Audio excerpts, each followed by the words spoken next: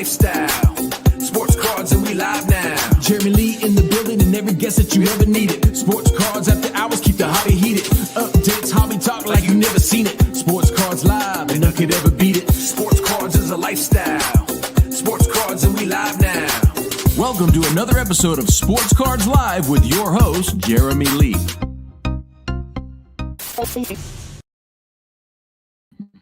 All right, everybody, we are live and ready for another episode of the Fanatics Collect Premier Auction ending watch party for April the 24th, 2025. My name is Jeremy Lee, and as you can see, I am not in my usual place for the show. I'm at the Toronto Sport Card Expo. Fanatics Collect is here. Got to see a bunch of the crew from there earlier today. Great day at the show. And boy, oh boy, has it been a little bit of a crazy time for me over the past 2 hours, making sure that I was going to be able to do this show tonight because the hotel internet wasn't working. I'll tell you, if you're ever in Toronto, don't stay at the DoubleTree here because the hotel internet does not work. But thankfully, Mr. Mikey Singer, who runs the Sport Card Expo, brought me his hotspot. And I'm hoping that this is going to work all night long, guys. Thank you very much. Adam Gray is in the back room. Are you ready to come on, buddy? 2 thumbs up. I love bringing people on while the 2 thumbs are up.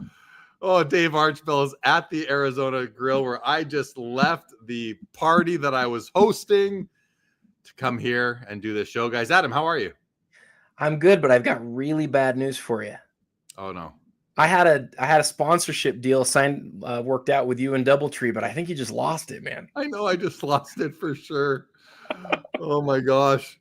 Yeah, it was I've had a very stressful last couple hours, everybody, because I came to my hotel room. Okay, I'm gonna tell the story quickly. This morning I called down, I said, listen, the Ethernet cable connection is not working. I don't have any internet connection. And they said, okay, well, we'll send someone up. We'll take care of it. They phoned me later. They said, as I'm at the show, they said, everything's okay. I get here with time to spare before I had to go to Arizona to host an event. It's not working. I'm in a panic. Josh Madigan from the Hockey Cards Gong Show offered for me to use their Airbnb, go do it from there. But Mikey Singer from the Expo brought me his hotspot. He left my room here literally 5 minutes ago. And it was this close to maybe not being able to do this show tonight. But here we are, and we are ready to do it. Lots to talk about, guys. So, well, we got the chat is already pumping, Adam, which is great. If you are on Instagram, come on over to YouTube, whether you're watching on my Instagram or Adam's Instagram, come on over to YouTube, guys. Jacob Dahl, what is going on? Linda's first on location. That is right. Sean from Victory Investments. What's happening, buddy? Dave Archbell, who I just said, I'll see you later, I got to go, is watching from the party. Tomcat Sports Cards. What's going on, Matt? What's going on, Matt? Great time at the Expo today. Toronto Expo. Resting in your hotel, 902. Smart man. Todd McDonald, what's going on? Kevin, oh, you're coming to the show. We'll see you on Saturday, Todd. Kevin Hawthorne is here. Jason Newman. Laura is here. Stephen Ho is here again as well. Good to see you, Stephen. Appreciate that. Irish Flyers. Yes, he saved us. Mikey saved us tonight. Linda's first, the hobbies. Awesome. Great to see all these people stepping up. Yeah, they tried to. Everyone really stepped up. I gotta say a big thank you. Kevin Lenane is in the house. What's going on, Kevin? Biased observer checking in. Kevin, good to see you in the chat tonight. So real quick, knocking.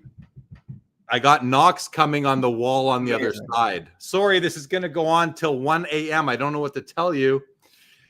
So yeah, that's bad for. See, this is rough doing the show from a hotel room. I'm literally getting pounds on the. Can you hear the pounds on the wall? Yeah, I will say this. Well, I can't hear it. I will say this: if things go crazy bad and somebody like breaks through the door to come get at Jeremy or something, we do have backup plans, and I'm totally happy to go. Figure out a way to lead this for a while if you want to go find another spot. And so, Jeremy, we will make this work. We've done it every month now for how long has it been?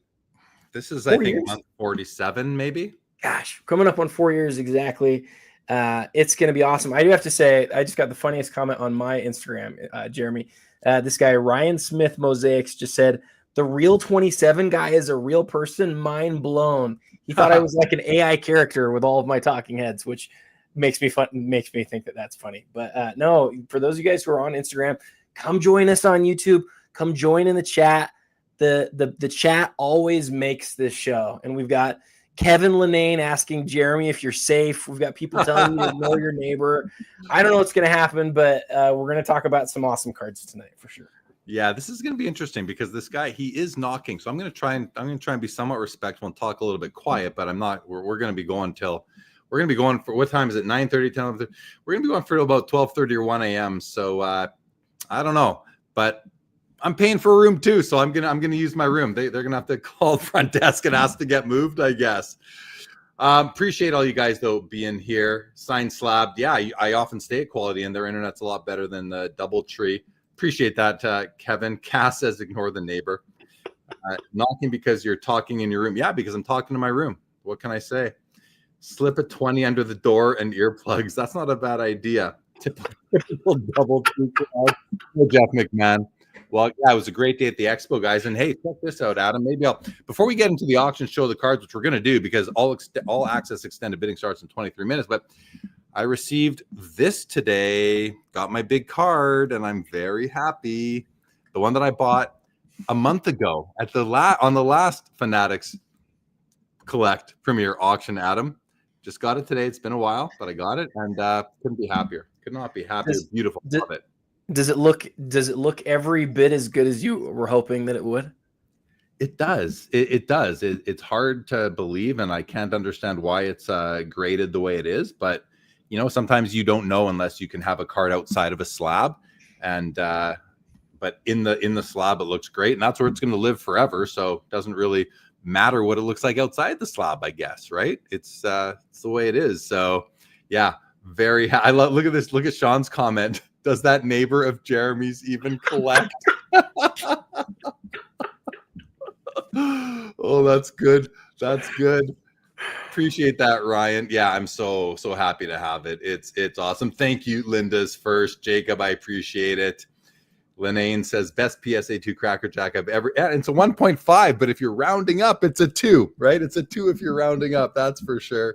Yes, Neil. Big smile on my face. It was great to get that card brought to me today here in Toronto, and the Toronto Expo has been great so far. Fanatics Collect has a nice, beautiful booth set up, and as part of my whole consolidation exercise, me and my consolidation partner went over and dumped off a bunch of cards to Fanatics Collect that are going to go on the platform. So supporting Fanatics, and here we are. And hopefully we'll cover some of my cards down the road, perhaps, and. But, of course, we'll have to be very conservative about talking about them because we'll be very transparent about any that might be mine. Todd McDonald. Yes, I'll see you on Saturday. Jake Dahl, break a box of cards and record it with the neighbors. There you go. That'd be a good idea for sure. All right, Adam, let's bring up the auction. We are sorted by lot number right now. And I think, let's see, is that the way we've been doing it? Do you want to stick by lot? Yeah, let's go by lot number. That way they don't move around with bids. And let's just jump in. What do you think? You ready to jump in? I'm ready. All right. So we're going to start off, guys. Right. Look at these. Look at these first 3 lots at the top here. We've got the 03 Exquisite LeBron James RPA. It's an SGC 9.5 with a 10 auto, numbered out of 99. It's at $360K. And Adam, it is a pop 1 of 1, none higher in SGC, but there are, of course, going to be some Beckett slabs, maybe some PSA slabs as well. It's a great card. We've got the PSA 10 with the NBA sticker with for an 86 Fleer Michael Jordan rookie. And then finally on the top row, we have a 2000 Playoff Contenders Championship ticket, Tom Brady auto. This is the numbered version out of 100. It's got the nice gold kind of foil motif to it, if you will, at $220,000 right now. Adam, Kevin's calling it the perfect Jordan. And it just might be a perfect Jordan with the NBA gold sticker. Oh, top 5% eye appeal rating from Fanatics Collect as well. That's huge. That's the superior. That is the superior, is the top 5% as well. So I got a knock on my door, Adam. I'm going to go grab that. You talk about that card if you don't mind. I'd be happy to. I don't think anybody's going to be paying attention to me because they're going to be loving the the reality TV that is Jeremy going to open his door. But if we remember back to the peak of the market back in 2021, during the craziness of COVID, if you look at what Jordan 86 Fleers are the ones that sold for crazy money, it was the ones with the NBA stickers, right? The ones with the really high NBA stickers. So it's one thing to have this amazing PSA 10, and then you add on top of it like top 5% amongst all PSA 10s. That takes it to another level, right? If you imagine there's 320-ish PSA 10s, top 5% makes this somewhere in the vicinity of like a top 20 Jordan 86 Fleer in the world, which is a huge deal. We got to hear what happened when you knocked on the door, or when you answered the door. They complained next door, and I said to the hotel, I said to him, listen, if you want to put me up somewhere else, I'll do it from there, but I'm doing this till about 1 a.m. You might have to move them. He said, well, if you want to pay for it. I said, no, that's okay. And I came back here, and they're going to call them again. But listen, I paid as much as they did for the room, and I'm not screaming. I'm just talking. So I don't know what else they want me to do. Maybe they should invest in thicker walls in the hotel. But listen, I'll try to listen. I don't want to talk about that too much because it's taking away from the cards. And let's get back to the cards. Adam, we should look at the RPA here, and I want to take a look at I like to look at, of course, the auto, but also the patch in this case. And it's a 3-color patch. You got some of the maroon down there at the bottom from the Cleveland jersey, nice gold angular piece of patch, some white mesh there. The auto is pretty perfect, as it is graded 35 out of 99 on the card there. Very nice. What do you think of that, Adam, as it ranks against, say, other copies of the card? Well, yeah, so I would say a couple of quick things. This card is one that I always like to remind people you're looking at 3 things. You're looking at the quality of the patch, the quality of the auto, and then the condition of the card. That's the truth for every RPA, right? Those are the big things. And so the autograph on this one is blue, really nice and blue. The patch being 3 colors, it's great. There's certainly other ones that are sort of have crazier patches, but this one's a nice, strong patch. And then it might be the only one that SGC's ever graded, but it's got a strong SGC grade. I think it's a Mint Plus 9.5, if I'm not mistaken. I can't see it anymore, but we saw it sell a lot during a period of time, and I think it sort of diluted how people think about it. But when you look at, people are always looking to move up. They always want to get the best card. And so you're like, what do I want to move up into? Well, if you want to like highlight one card that many people have decided to move up into, or is like their grail of grails. We talked to Karn about this a couple of years ago. This is a card that a lot of people want to move up into. So it's not shocking to see it at the top of the auction. It's going to end probably at the top of the auction. It's one of the most important cards of the 21st century for sure. No doubt. And then the champ ticket, Tom Brady here, numbered out of 100. We see the regular version, the non-champ ticket, quite a bit, but the champ ticket hasn't been coming up as often as it was a couple of years ago. Beautiful card. Let's just take a look at the autograph and see how it's held up over time. And I mean, that is a beautiful autograph right there. Looks almost perfect. Now, the autographs are often he didn't sign them in the exact same place every time. In this case here, Adam, though, a lot of it is over the white socks, which is nice because that does actually present the autograph nicer than I've seen many of them. This is a very nice copy of the card as far as the autograph goes, 8.5 overall with 9.5 centering. So you're getting gem mint centering on that card over there. So guys, that's the top 3. We need a new name for the top 3 cards, Adam, like row 1 or something like that, because they are fun to talk about. And those are 3 big cards. You can see just from the price right here, 3, 4, 5, 6, 7, $860,000 just for those 3 cards plus BP. So let's keep on rolling though. 06 Fleer EX Essential Credentials now, guys. Only 4 copies of this card. $80,000. Not surprised. Love the design of these. I absolutely love the design. You've basically got some hollow foil die cut cardboard on top of this lime green / yellow acetate background. I love a card like this. You guys have heard me say it 100 times. Die cut, beautiful cardboard on top of colored acetate, makes for such a pretty card. 2 of 4 right there. I mean, only 4 people can own this card. And we know what's going on with Michael Jordan cards as of late. And this one, although it's not a 90s card, it feels like a 90s card. It looks like it could be a 90s card, and just an awesome one. $80,000, numbered out of 4, 44 bids so far. Adam, where does this fall for you in the echelon or the tier system, if you will, of Jordan cards? Sure. The thing that I would say about this is that it's really towards the top of his post-career playing cards. And the reason that I say that is that, look, it's out of 4, and it has that name Credentials, and it's a key credential set because it's also an NBA issued set, like an NBA licensed set. Look, I mean, you know, you might have heard about this. A couple of weeks ago, it was announced that a Michael Jordan now from the original 97 set had changed hands. Now, I don't know what it changed hands for. It was a public sale. I believe it was 7 figures. I believe it probably was around 1.5 million. I have never had anyone confirm that. That's just a guess. That's what I believe. It wouldn't shock me if it was more or less, but it had to have been 7 figures.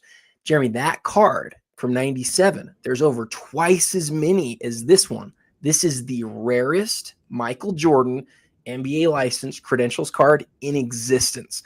First time we've ever seen it hit public auction like this. This is a huge card, and I don't know what no one knows what it's gonna sell for. It's one of those like, well, never seen it sell before. We can see why it's significant. How's it gonna do? And I think we're all just spectators tonight. Yeah. And Linda's first here does verify that you did say it is the lowest produced credentials of Jordan in a Bulls uniform. Yes, it is quite the banger, Random Esports. Good to see everybody in the show. Next up, Shai Gilgeous-Alexander NT Gold auto patch, numbered out of only 10 copies. It's a 1 of 1. It's a PSA 10. That's what the hobby really, really loves. And this patch is quite awesome. I love this little blue accent line within the letter. Really cool. 8 of 10. And the autograph, let's open that up a bit bigger and take a peek at that auto, which is just gorgeous. Beautiful card here, Adam. You know, and how has SGA been doing in the playoffs so far? Man, their first game against Memphis, they won by over 50 points. And I think a lot of people, including me, are like, how is anybody in the West going to compete? And the West is strong, but they're poised and they've got a real chance to run it. The timing on a card like this is so interesting because if you believe that they're going to go run the table, you have to ask that question. What are SGA cards going to do? And I can't, begin to even sort of, guess what they would do, but this guy's young, right? He's very young, drafted in 2018. This is his only PSA 10 of that card. The gold NTRP is always a huge deal. And so it's not surprising to see it toward the top of the auction tonight. Right on. So this is pretty funny in the chat. Mikey, I'm from the Sport Card Memorabilia Expo. Says, he's the one who gave me my internet. What great internet quality, Mikey. Great internet quality, but I just had security come and tell me to keep it down because the neighbor complained. So this hotel is trash. Okay. Hey, for what it's worth, Jeremy, you sound like your volume's amazing. Even if you did talk lower, I think we'd all be good. That's quite the compliment, Adam. Thank you very much. You sound amazing. Okay, 2018 Bowman Chrome Gold. I will try to talk a bit quieter. 2018 Bowman Chrome Gold Refractor Shohei, numbered out of 50. And you guys know when it comes to Bowman Chromes, it's all about the auto for me at least, because I know that they do such a great job.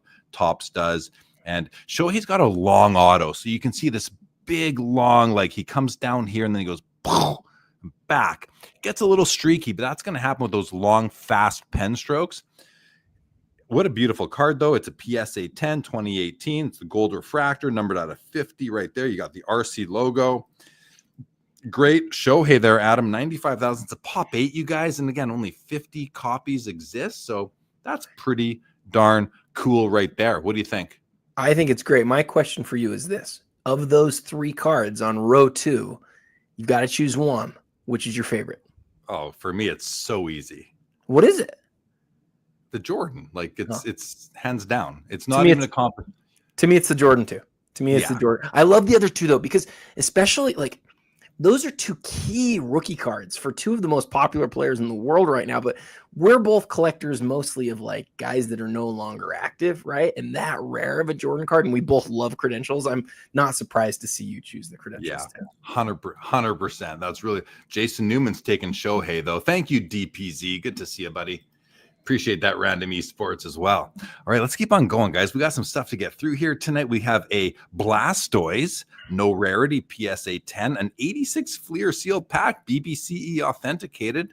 Box. 120. Did I say pack? Box. 36 count packs, $120,000. I think you're going to get like 2 to 3 Jordans in the box, or is it 3 to 4? It's more than one. We know that for sure. Very cool piece right there. That to me is an asset. I mean, these are all considered assets by many people, but that to me is just a wonderful holding. And then there's the non-champ ticket, right? This is the non-champ ticket, Brady, in a BGS 9.5. Let's have a look at the auto on this one, Adam, and see how it's, this one's even maybe nicer than the last one. Look at how dark that is. That's a great auto. It's impressive how these autos actually hold up on these champ tickets, on these contenders Brady's. BGS 9.5, 10 auto, NBA silver sticker right there, $75K. So you have your choice between this one here, unnumbered, and on the top row, the numbered out of 100. 220 as of right now versus 75. So pick your poison or stay within your budget. You have the option. Adam, anything to add before we go to the next row here? Let's keep moving. All right. Michael Jordan, 06 exquisite scripted swatches. This is where the player signs the patch. And it's kind of cool because you're getting a card and sort of an autographed jersey at the same time. That's what a buddy of mine said to me at Fanatics Fest. Actually, he said that to me, and it made me think about it. Beautiful Michael Jordan card, numbered out of 25, PSA 10, Pop 1. Game used 3-color patch right there. That's a great looking, and the auto looks really good on the patch as well. Very nice card there. We have another Shohei. This is the orange refractor out of 25 and a PSA 10 Pop 3, 130K. And then the Ultra Stars Gold, Adam. I mean, I love Ultra Stars Gold. As of today, I no longer own one. I had a Shaquille O'Neal, but I had to give it up to obtain my prized possession. And but maybe one day I'll replace it with a Michael Jordan copy. You never know. But this is the BGS 10 Pristine Pop 1. This is the, outside of the black label, probably the most desired label in the hobby. $75,000, Adam. Beautiful card. If I'm going to, presume you're going to ask the same question again, I'm going to ask you, which is, we're both going to go for the Ultra Stars Gold, aren't we? Can we just skip right to the chase? Or I don't know. You like the Jordan, don't you? I'm actually torn on all three, and I'll tell you why. Okay, so first off, the scripted swatches, it's the only PSA 10 scripted swatches across all years. And we've seen the exquisite inserts just explode in popularity over the last few years. And they've always been popular. But as people sort of are always trading up, trying to get the best that they can, it just doesn't get better than exquisite in a lot of people's minds. And so, it's the only PSA 10 across all of the years of scripted swatches. I think that means something. I'm actually really surprised where it's at.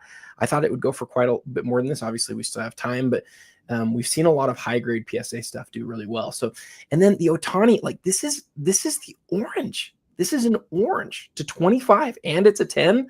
How does the autograph look? The autograph looks good. That might be the nicest Ohtani autograph I've ever seen. Look at it. It's and there's so much ink there. Like he signed, I want to say he signed every letter, even though I couldn't read a single thing there.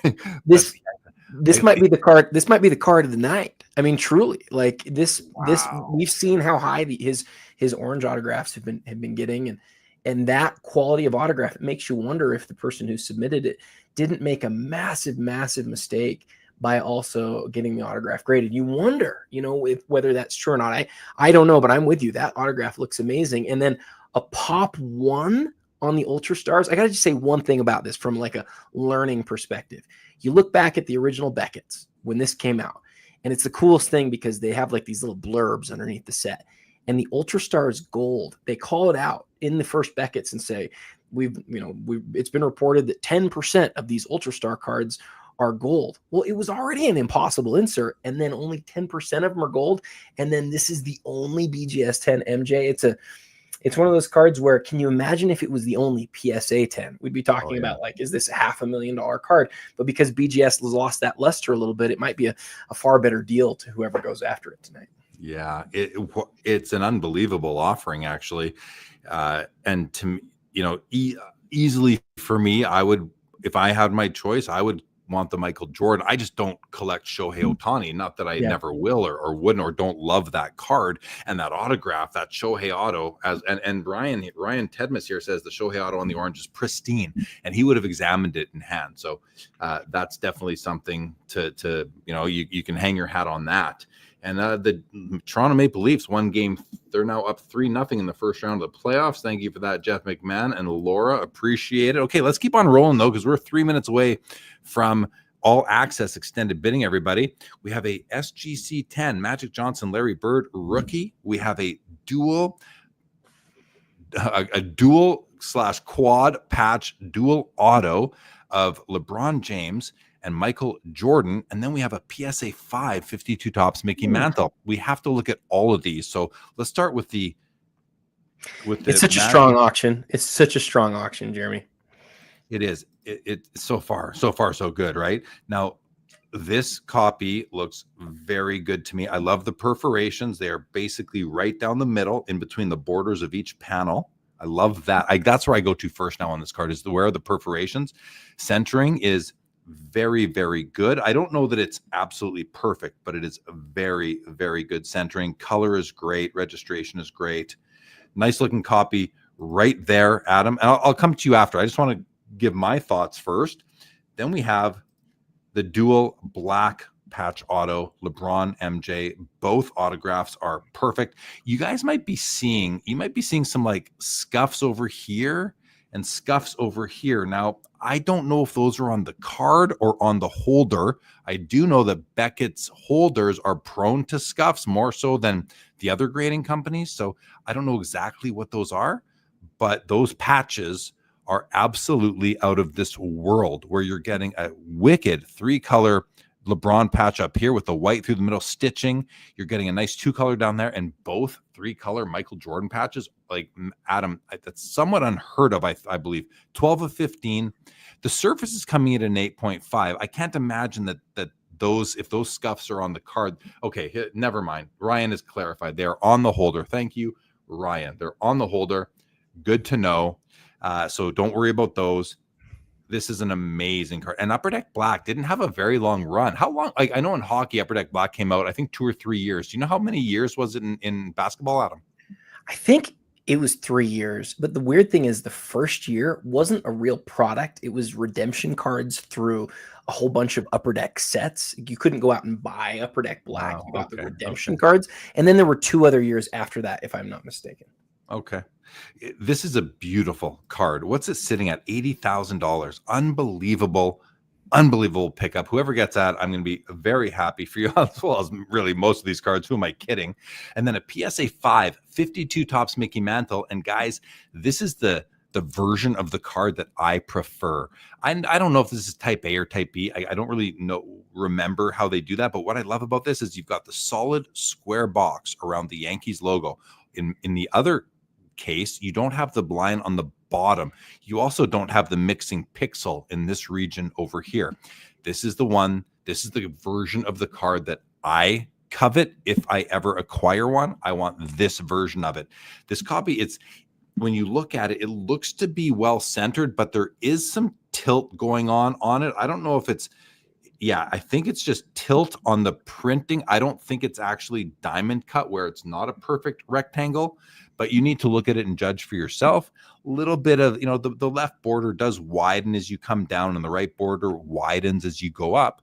But top to bottom, it's really nice. And when you just sort of zoom out, like I am right now, and look at it, this thing is a really nice copy. I would welcome this one into my collection for sure, knowing that I'm usually very picky on things like centering and tilt, but my threshold goes lower as cards get more expensive, and you just sort of have to take what you can in some cases. But that's a very nice copy. 140,000 right now on the Mickey Mantle 1952 Topps PSA 5.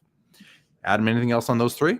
Man, you covered them. The only thing I would add is that on that dual autograph, the silver on black in person is, to me, it's one of the nicest features you can have on a card. It's gorgeous. And you know, honestly, I'm not usually a huge fan of that, but I like it in this case. Really nice card. So nice. Another Shohei, Bowman Chrome Gold Refractor, numbered out of 50, BGS 9.5.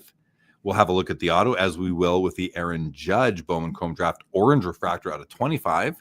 And then we have the Steph Curry 2009 National Treasures RPA, numbered out of 99. It's a BGS 9. It's at $100,000 right now. Bids are coming in fast and furious, by the way, guys, if you're noticing that. So let's just open up these three cards, Adam, and have a look at them all. So there's the Shohei. Very nice auto. We're going to give you guys an even better look at that, though. Subgrades are great. 10 surface. I love that. 10 on the auto. And that auto, you know, this auto is beautiful. You can see it's not quite as detailed as the last one we looked at. And it's only got a little streak right there on the long stroke of the auto, which I don't know how they avoid it. So it's really not something to complain about. Beautiful autograph right there on that Shohei. How about the Aaron Judge? Look at those. This is a BGS 10 pristine, you guys, and that autograph is just glorious. Look at that auto. Super deep and blue. Take a look at the bottom of it there. A little bit lighter at the very bottom, but minor there. 10 on the auto. Only thing is the Surface 9.5, which is still a gem mint grade. This card is absolutely stunning. And then, Adam, we've got the Steph Curry NTRPA. What I like about this, number one, the patch is great. You got 3 colors, all sorts of stitching. It looks like 5 breaks, but the auto, the auto is well placed here. The little tail does come down over the border, but that's okay. Everything else is contained in the white area. Very nice auto on that one. It's a BGS 9, but you're getting 9.5 surface and 9.5 edges. So a couple of bonus half grades right there, Adam. What do you think of this row? Well, I could talk about each of the three. I just focus on the Steph, though, briefly. This, to me, is exactly the sort of copy that I would buy if I was in the market for one. There's a lot of 9.5s of this card, and obviously a 9.5 you'd prefer, but I don't like paying for just conditional rarity. In this case, I don't think a 9.5 is even rarer than a 9. 9 is the difference to me is negligible, and I also like that you don't have to pay for a crazy patch here. It's nice, like you pointed out, 3 color, 5 layer. It's great. But then the last piece on the autograph, to me, this is really an ideal autograph. The only thing you can say about Steph's auto that's not great is it's just not very big. It's small. Yeah. And so the fact that it doesn't go into the patch well, and it goes through that line and into the bottom, to me, that's ideal. That's exactly what I want that autograph to look like. So if I was buying a copy of this card, this is exactly the type of one that I would go for. And I always say this every time we see this, outside of the LeBron Exquisite, you're looking at the best RPA in the world. I feel strongly about that. It's the second most important RPA ever to be made. Yeah, that's heavy praise and hard to disagree, and if we're thinking of basketball only, and which I kind of feel like you're thinking of all sports, and I am. Yeah, I know you are, and I can't disagree with that, even though I have a bias towards, hockey, but of course hockey just doesn't get the love the basketball does. I cannot argue with that at all, and I can't think of another one that would challenge it to take that number 2 spot after LeBron James. So, and let me ask you this, is there any way that this card would ever challenge the LeBron and rise above it? Like, what would that, it's not going to, right? LeBron's just entrenched himself as a top 2 or 3 players of all time. Like you can't surpass that, can you? Well, yeah. So I agree with you. I don't think that you can. I don't think that it can challenge it. But I mean, let's just play it forward. Let's say that this year Golden State really goes on a crazy run, and Steph goes ahead of LeBron as far as like quantity of championships. Here's what it has going for it. It's his only real like RPA that people think of, just the same thing as the LeBron. It's the first year of the product, just like LeBron's was the first year of Exquisite. Steph's popularity would have to exceed LeBron's in a way that everybody sort of agreed upon.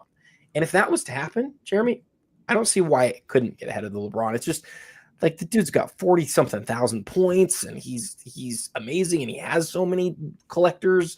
I think it's a tall order, but is it possible? I guess it is probably possible. Probably just unlikely. Yeah, I think it's unlikely too. All right, let's keep on rolling. There's an SGA RPA out of 99, gaining a lot of love in the last year because of his performance this season. $70,000. It's a Pop 5 and a BGS 9.5, no 10 pristines. And the patch it's fine. It's a 2-color patch. I like the holes in the mesh there. Auto looks really good. And a nice image of him going in on a bit of a layup there. Nice full body shot. That's a nice looking NT RPA of Shea Gilgeous-Alexander. Adam, we've got the Pokemon base set Shadowless Holo Charizard PSA 10. Not the first edition, but the base set, which is still a very desirable copy of the card as far as I'm informed. And then finally on this row is the 2019 Contenders Optic Gold Vinyl Ja Morant. Rookie auto 1 of 1, Adam, PSA 10. How is Ja doing as right now, Adam, in your perspective, as far as like staying out of trouble and being people looking to him for his performance on the court versus anything extraneous? Has he overcome that? Is that in the past now, do you think? There's just a microscope on him that it's going to take a while for it to leave. He's done some celebrations recently that are pretty common in the NBA, but because of his history, I think people look at him a lot closer than they do other athletes.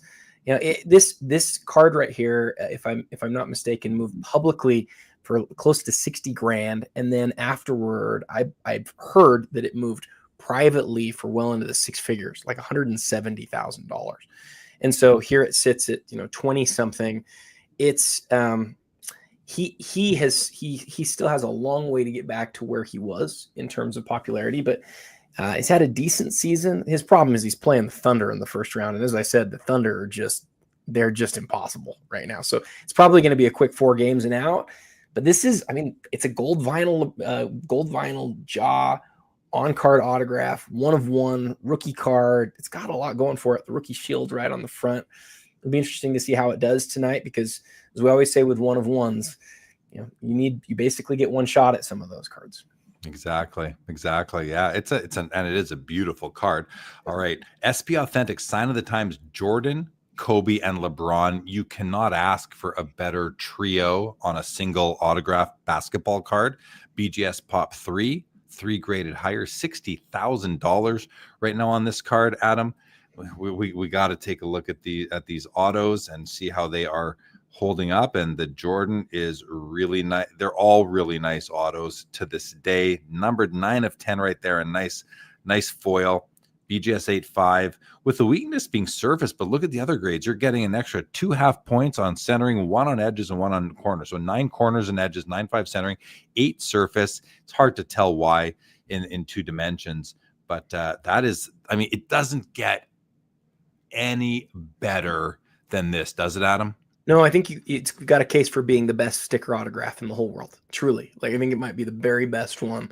The math on this is, if I got this right, I think it's 142 total autographs exist with those 3 guys. 35 of them are sticker autographs. This is one of those 35 stickers. You'll probably never see another sticker do as well as this one. The other thing I'd call out here, look at the Kobe autograph. That's one of the better Kobe autographs that you'll find, especially on a sticker. It's really strong. It is very strong. You can actually make out some of the writing on that one. That's a great looking card. We have a Luka Doncic vertical flawless RPA, numbered out of 25, PSA 10 Pop 1, and I love the patch on this one. Let's just open this guy up and take a look at that. Nice 3-color patch with good symmetry going on. Perfect Luka auto right there. Full body shot, going in for a slam dunk, like flying through the air. a little Jordan-esque in a way how they captured him here. And you got the 10 grade on the card and the 10 grade on the auto as well. And if we look at the back of this, Adam, what are we going to see in terms of the provenance on the memorabilia, the enclosed game-worn material?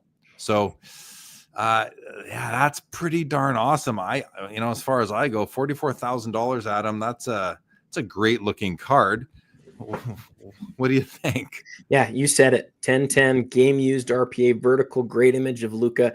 If you want all of those things, there's only a couple of them in the world, and that's one of them right there. I think the Skeens is a card that is probably being slept on. Well, I think the Tops Now chases have really been slept on in terms of how they've been selling. This was the hit of this Tops Now promotion. They sold something like 33,000 of the individual cards on here, and this was the hit of the whole thing. He was the lowest RPA, or excuse me, the lowest ERA for a pitcher in something like 100 years. And so, they went out and they did one of these promotions where they said, order the card and one lucky person will get the autograph with the inscription. And so, if I'm doing the math right, people spent about $250,000 to have a chance to receive this card. And here it sits at like $7,000 or something. What is it sitting at, Jeremy? Yeah. $200. I just think if I was a baseball fan, and I thought a lot of Skeens, I would totally go after this because it had some real notoriety around the chase of the card. So much money was spent on it. And it is cool. It didn't come out of a pack, but it represents something that is so it's just as cool as coming out of a pack because it had the drawing process. And then it represents something that's, it doesn't happen every day. So I think it's pretty cool. I think there's a lot of room to go on that one tonight, especially because, like you said, how many copies of this card were sold by Tops Now, with one person getting this gold auto 101. You did say a lot of people spent the money trying to get this, and I wonder how many people just wanted a copy of the non-autograph version to represent the moment in time, and how many people were. I'm sure there were people that put in orders of 100 or 200 of these things trying to get the gold, but one person gets it, and here we have it. They're selling it now tonight. Guess how many other autographs were in the product? 0. Yep, 0. And that's the other thing that stands out to me is you get 99.9% of the cards were just base cards, and then there's a less than 1% chance of you getting a numbered card, and then there's this one thing. To me, that just it stands out as significant and cool. And if once they're doing things like this in basketball, I'm telling you right now, Jeremy, I'm going to be all over them because they represent something that people remember. That's the 1.96 ERA card, and compared to what other stuff sells for, I think it's low. But again, that's my take. Now, I just want to add one thing, because Tops Now often represents something that happened on a single day. This represents something that happened over the course of the season. Yeah. So when it's something that happens over the course of a day, I think Tops Now is really awesome because it's ticket collecting. People who collect tickets, it's because it represents what happened on that day. The debut, the championship, the 3,000 stolen base, the district, whatever it was that happened at that ball game. People want the ticket. Tops Now is kind of the card version of collecting tickets, except that it wasn't there, but it was because of what happened at the game. It has that in common with tickets. So it's it's not it's a Venn diagram. It's not completely overlapping. It's more there's some stuff that overlaps, but it's a cool piece. And I look forward to seeing what that ends up selling for tonight. Let's keep on rolling, Adam. Let's go on. Let's move on to page 2. Do you want to do a this or that before we start page 2? Let's do it. Let's do a this or that, you guys. Okay, we're going to hit it up right away. So there it is. Can we do one every page like we did last time? Yeah, is that a good amount? Sure. Let's do one every page. All right, guys. So listen to the chat. We want you to put in the chat, which card would you rather have?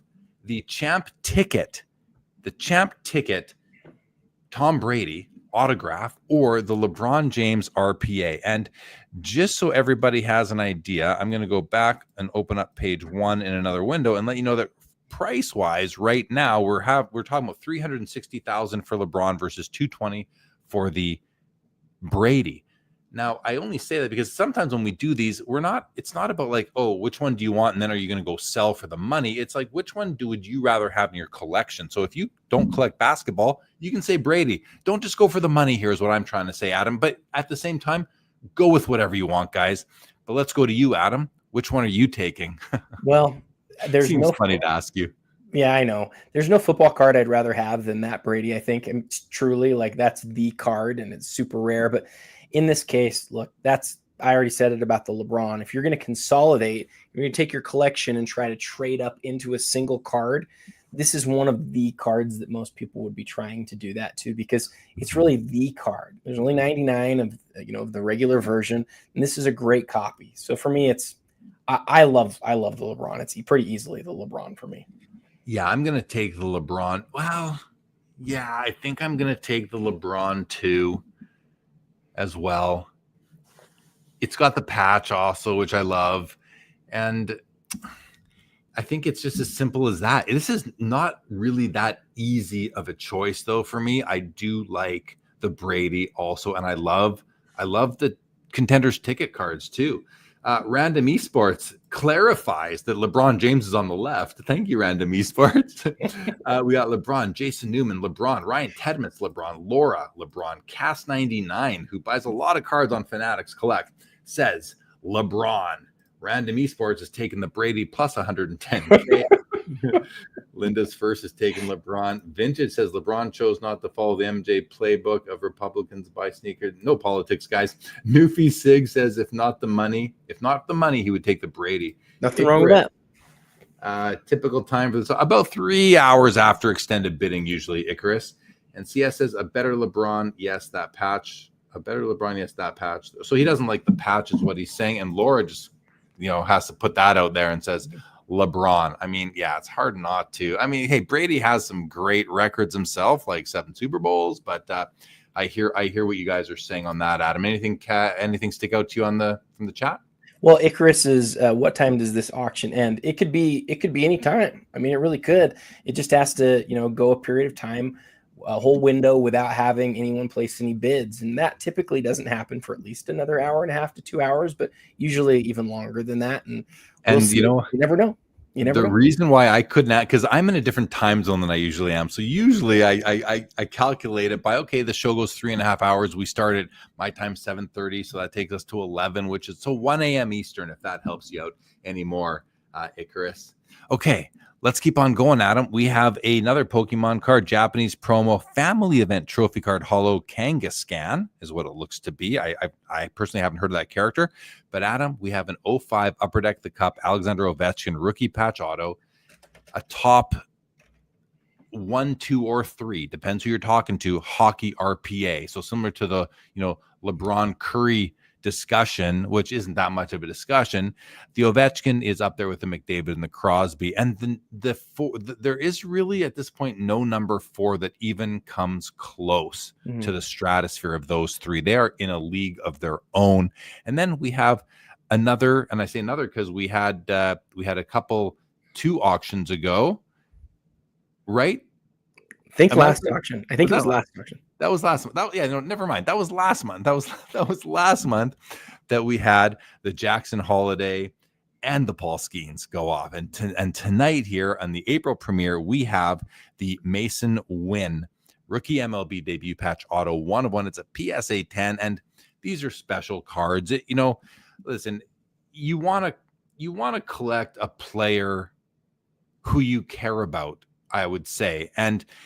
I don't know Mason Wynn personally. I've never met him. I don't know much about him. But if you have a connection to this player, I would be going after this card if I could afford it, for sure. Like these cards are. I don't know how you exceed these cards ever for a player. Like, are these now, Adam, in your opinion? Because it is do we agree that moving forward, the MLB debut patch auto is the best card a player will ever have? Because what could outdo it, really? Well, I would say yes. And then the only thing that makes me think is, remember the Shohei card that Topps made where they cut up the piece of the pants from his 50-50 game and they take that logo man and they put that on the card. Like, The only thing that could be more significant as far as a jersey than the debut jersey is a jersey where a guy has done something so huge like that. And then I think you have a really interesting question. If Shohei had a Topps debut patch auto, would that be better than the 50-50 card? And I think that's a great question. But in general, I think you're right. Probably not. It is. I think, and I love that you brought that up, because you came up with a really plausible alternative. But this, this isn't even a but my thoughts are, this is going to be the first card, like the cards you're talking about come out later. It's true. And the rookie, the debut patch, it's bigger than a rookie card. Like it transcends the rookie card world. I don't know that anything's ever going to beat it. And but I like that, I like that you came up with a great option, but I'm with it. Let's have a look though at this Ovechkin, because this is a huge card. Can I ask you, I got to ask you a question about the Ovechkin before we get too far, because there's something that's happened in a major way this week. And you know where I'm going with this. The Ovechkin 8 of 8 that sold, I can't remember what the number was, but it started with a 3 in the six figures, 300, let's call it 350,000 or 370,000, something like that. When you see a sale like that on the 8 of 8 version of this card, does it make you, how surprising was that sale to you? Was it bigger than you thought? What do you think about that?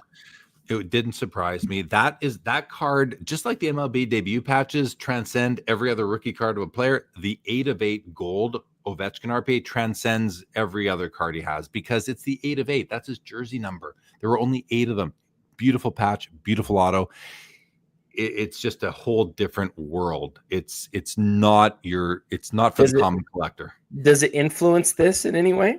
That's a great question. I think if you are the consigner of this card, you really hope it does, right? You're like, okay, this might bode well for my card. The people who couldn't buy that card, who the underbidders, and I don't know how many bidders bid past 150 or 200 to get to the 381 that Stephen Ho here tells us it sold for. Thank you, Stephen. I think that the bidders are, that the consigner, this hopes it does. Does it have an impact? I don't see how it wouldn't have some influence on the others, but how material is it? I don't know. You'd have to get into the minds of the people that are bidding on this. If I was bidding on this Ovechkin card, that wouldn't change what I value this card at, because that card is just in a world of its own. But, there's only 99 of these, and this is the Ovechkin card. I mean, the gold out of 8 is as well, but it's out of reach of most people. So this becomes a great alternative. And maybe if you couldn't get the gold or a copy of it, you would come to this one and say, you know what? Okay, I'm just going to grab his regular RPA and be very happy too, because it's also a very key card. We have a mutual friend who today posted a top 25 gold prisms list of all time. And I'm speaking still to the Ovechkin. It's interesting to do that same exercise, but across like RPAs. A few minutes ago, we were talking about the LeBron and the Steph are probably 1 and 2 all time in terms of greatest RPAs. I wonder how far you get down the list before everybody goes, gosh, we've got to put that Ovechkin on there, because, we're talking about the all-time goal scorer at this point. We're talking about the cup release. I think it's got to be, just off the top of my head, it feels like it's got to be a top 10 RPA of all time across all sports. And that's something that transcends hockey collectors. And you really need to do that.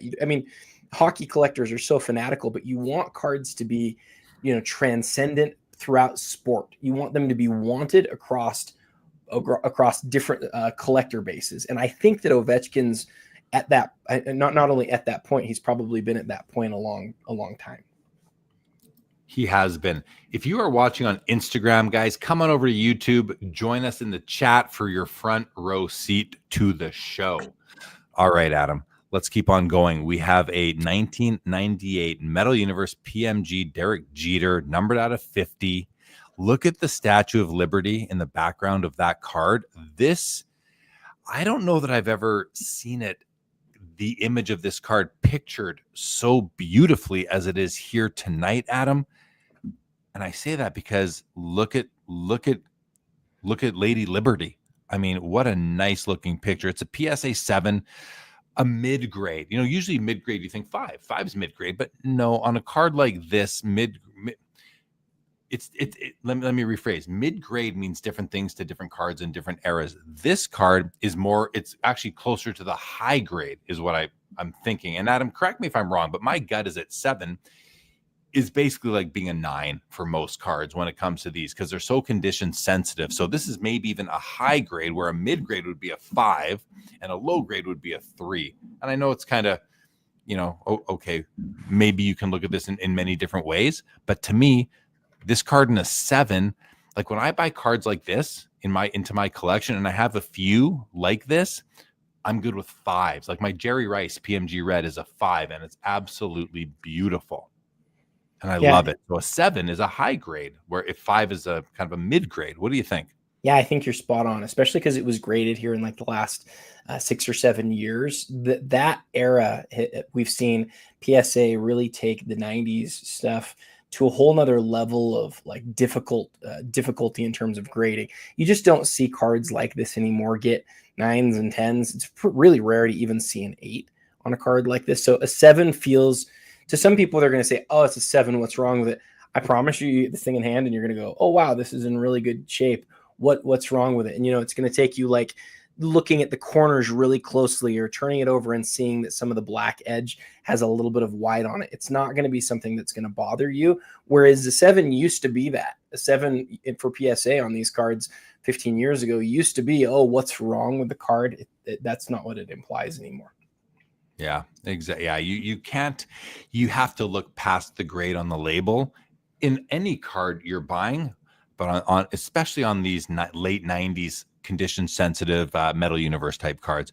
2015 National Treasures Nikola Jokic rookie auto at a 99, Adam. It's a PSA 10 pop 7.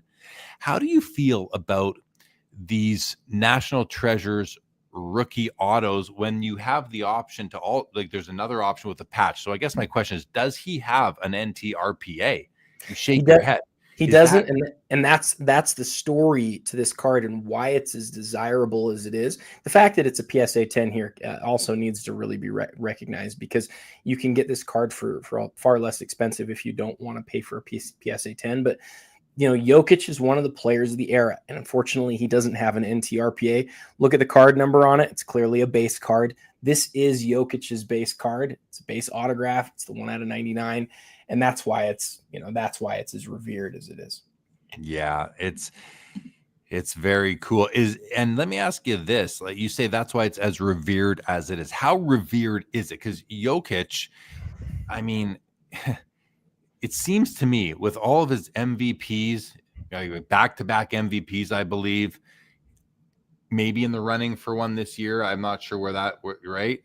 So, do people hold against this card that it doesn't have a patch, or is it the opposite? It's like, hey, he has none, so this is the card, we have to have it because it is National Treasures as well. Well, two things. As far as players go, I think everybody recognizes him, and he is highly collected. That you can tell that by the fact that his gold prism never moves. I mean, the card never, ever moves. We haven't seen it in auction in years, and so he's got real collectors, guys that really want to own his cards.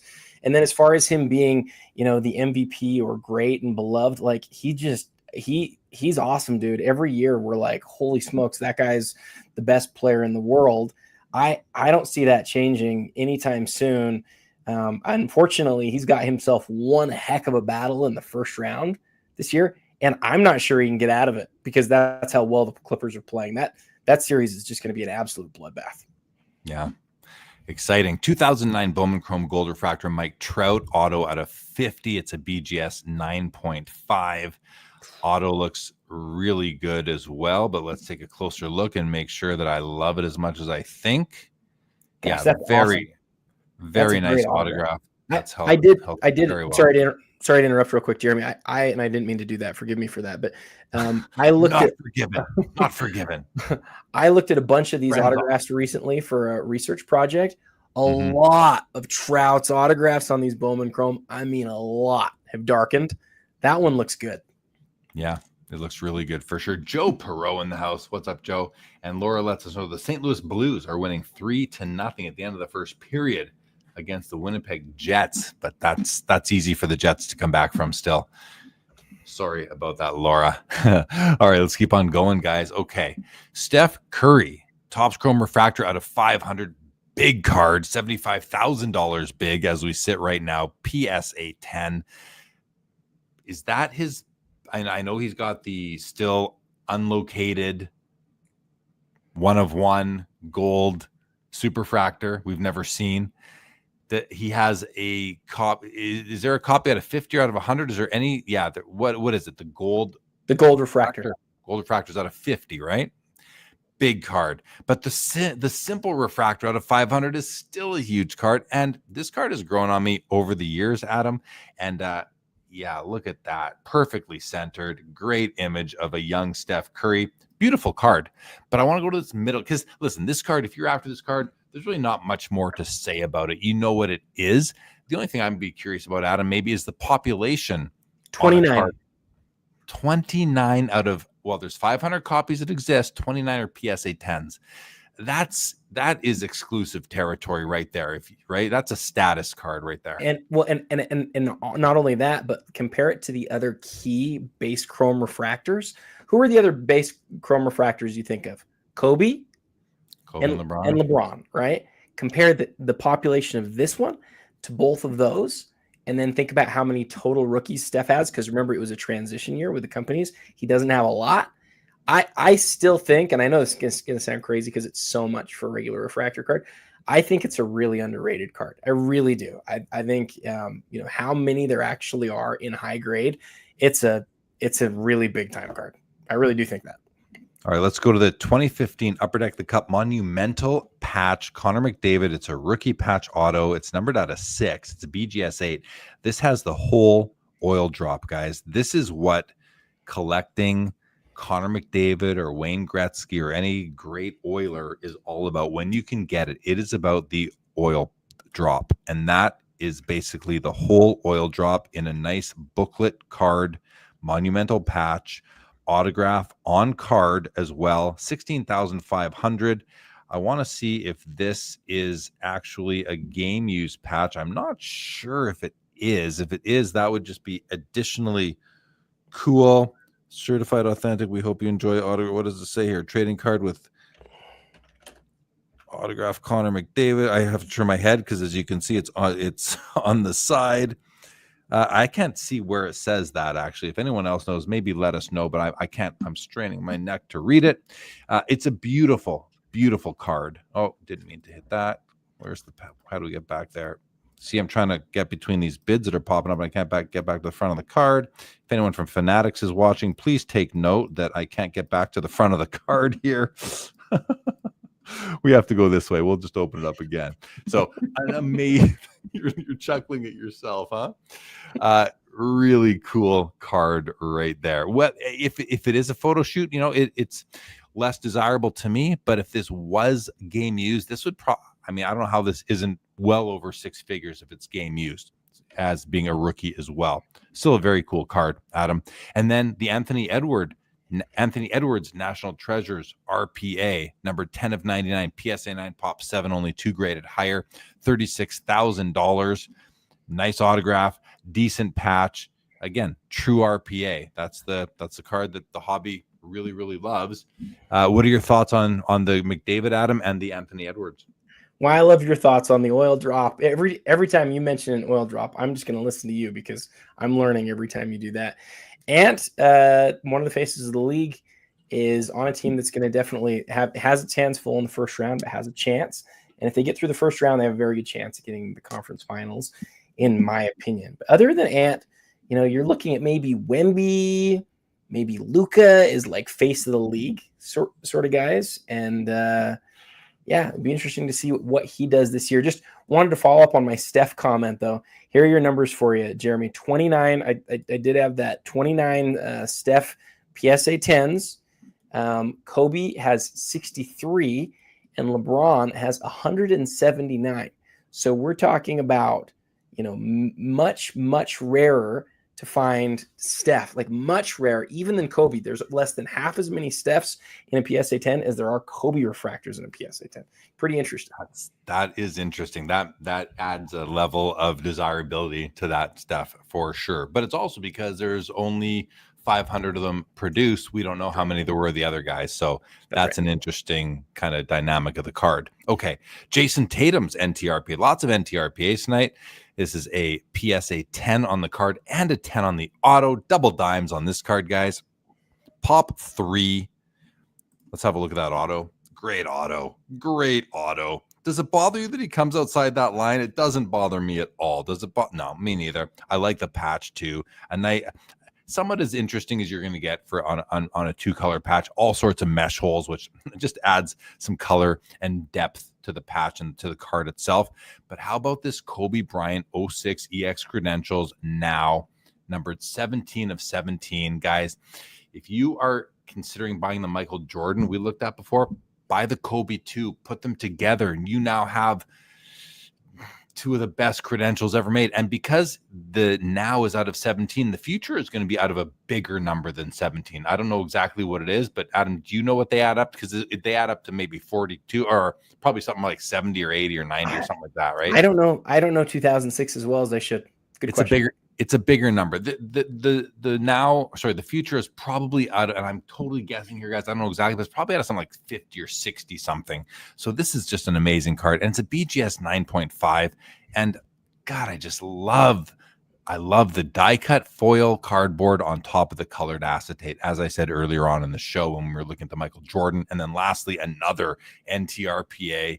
This is the hollow silver version out of 25 of Patrick Mahomes from 2017. It's a pop 11 with 6 graded higher, and a card out of 25. That's a lot of submissions, right? 11 9s with 6 graded higher. That's 17 of 25 right there. Some will have gone to PSA, maybe SGC, maybe. So you have to think there's been a few resubs. So the populations are, if anything, they're never understated, but they can often be overstated, which works to your favor, except that no one's ever really going to know the real number. But you can just take comfort in knowing that an overstated population means that a card is going to be tougher to find again in the future than it is right now. And Grant Slayton has confirmed to us that the Kobe Bryant future credentials is out of 81. So they add up to 98. Notice how fast I did that math, everybody, but they add up to 98. Thank you, Grant. We appreciate your help there. And thank you, Kevin, for noting my comment on the platform. Okay, Adam, your thoughts on these? I could talk about each of them. The one that I want to tell you about the most, though, is the NT Mahomes. When I was working with Fanatics or with PWCC back in the day, and I'd be able to come see all the cards in person, I got to see a lot of these that are out of 99, and it's a great card. I thought that was right, Grant. Combined 81. Thank you. Thanks for clarifying. So, but then one day I got to see one of these. This is the parallel that's to 25. And I know there's sort of this movement that people don't like parallels, but I'm going to tell you, Jeremy, this card in hand is so much nicer. Like, it knocked my socks off how much nicer this is than the one out of 99. And it's nothing against that one out of 99, but this one's the one that has the hollow foil around the window and throughout the card. And I'm being real here. This card is so much nicer in person, at least from my perspective. I love it. It's like one of the nicest RPAs that I've ever seen. And it's not that it's bad out of 99. It just doesn't appeal to me the same way aesthetically. This one's gorgeous. And so this is hollow foil. So right now, the way we're looking at it, you can't really tell just how beautiful this foil is. It's actually nicer than what we're seeing here. So if you are interested in purchasing this card and you want to go into the little video where they'll do a 360 and have a look at that foil for yourself, everybody, please. Okay. Oh, this is a nice row. I love these bookends too. Not to shake a stick at the Messi. I just don't collect soccer, but I love the bookends here. First of all, 2003, first year exquisite Michael Jordan patch auto, numbered out of 100. It's a PSA 7 or graded higher. Let's take a quick look at it. This one might have a couple problems, Adam. No, the auto it's a little bit, it's seen a bit too much sun, I would say. It's getting a bit dark and a bit faded, but this is this is the kind of autograph that you have to nurture it now. You know, you have to make sure that it just stays as is and keep it out of sunlight and just, you know, enjoy it, pull it out It does still have some blue in it though, doesn't it? Isn't it still mostly blue? It does. It says the colorblind guy. By the way, guys, Adam is colorblind. Says the colorblind guy. Isn't it still? It does have blue still. I'm just having fun. It does still have blue. It's not perfect. It's not perfect. I'll just put it that way. The auto does grade a 10 though. The patch has 5 breaks, 3 colors. Beautiful. This is an iconic Michael Jordan patch auto, being from the first year of Exquisite. For sure. I love a lot of those, the autograph goes off card. A lot of them. So that one stays on. Kind of a nice thing to note. That's a huge point too. I think that's awesome. 2018 Panini Flawless Gold Luka RPA, numbered out of 10. It's a PSA 10. It's a pop 1. It's got dimes on both the card and the auto, and another beautiful non-national treasures. Yep. RPA of a superstar. I love that. I don't know about his outfit here. These pants are the blue tights he's wearing with the shorts. Maybe not the most appealing picture of him, but a great 3-color patch with nice angles going on. Only 10 copies produced. Like, this really puts you in a position of having a truly rare card.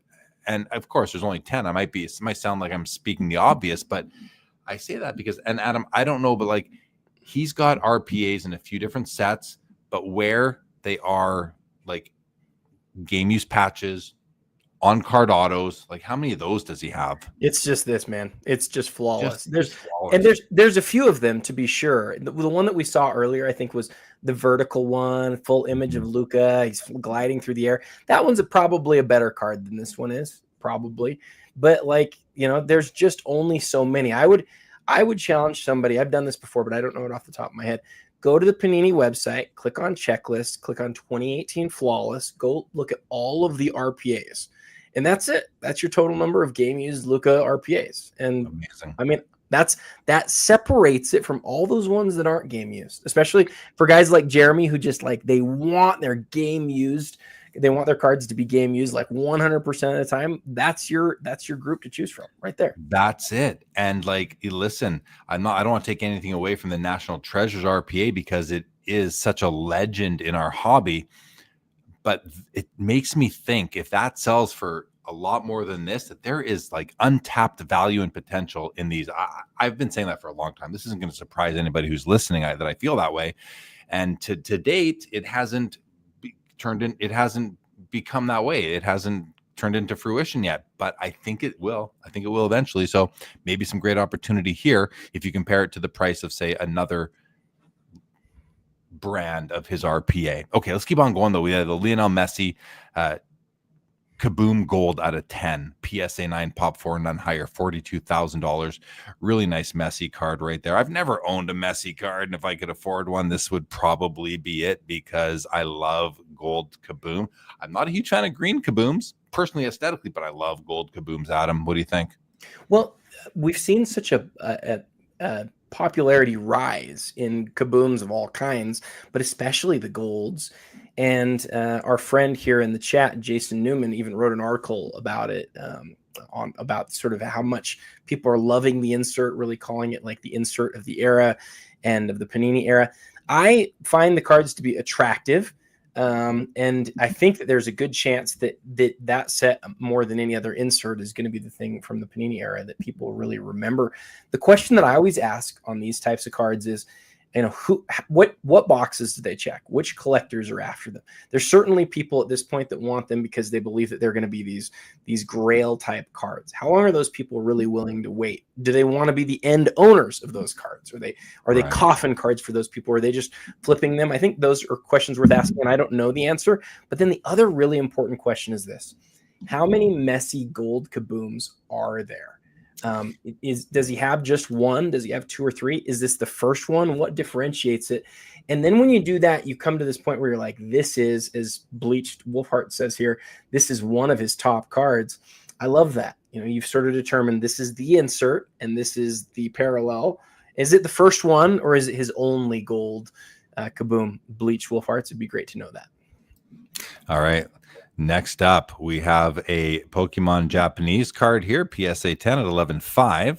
We have a Giannis Antetokounmpo NT RPA at a 99, PSA 9. And we have a Connor McDavid Cup RPA at a 99, BGS 9 with a nice 3-color patch.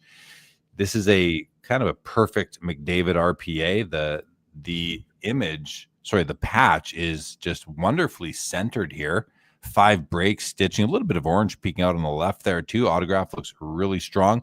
The only complaint I have about this card, and it's got nothing to do with this copy, it's the design where they have all this text behind the auto. They should have just left that blank. We don't need autographed rookie patch there.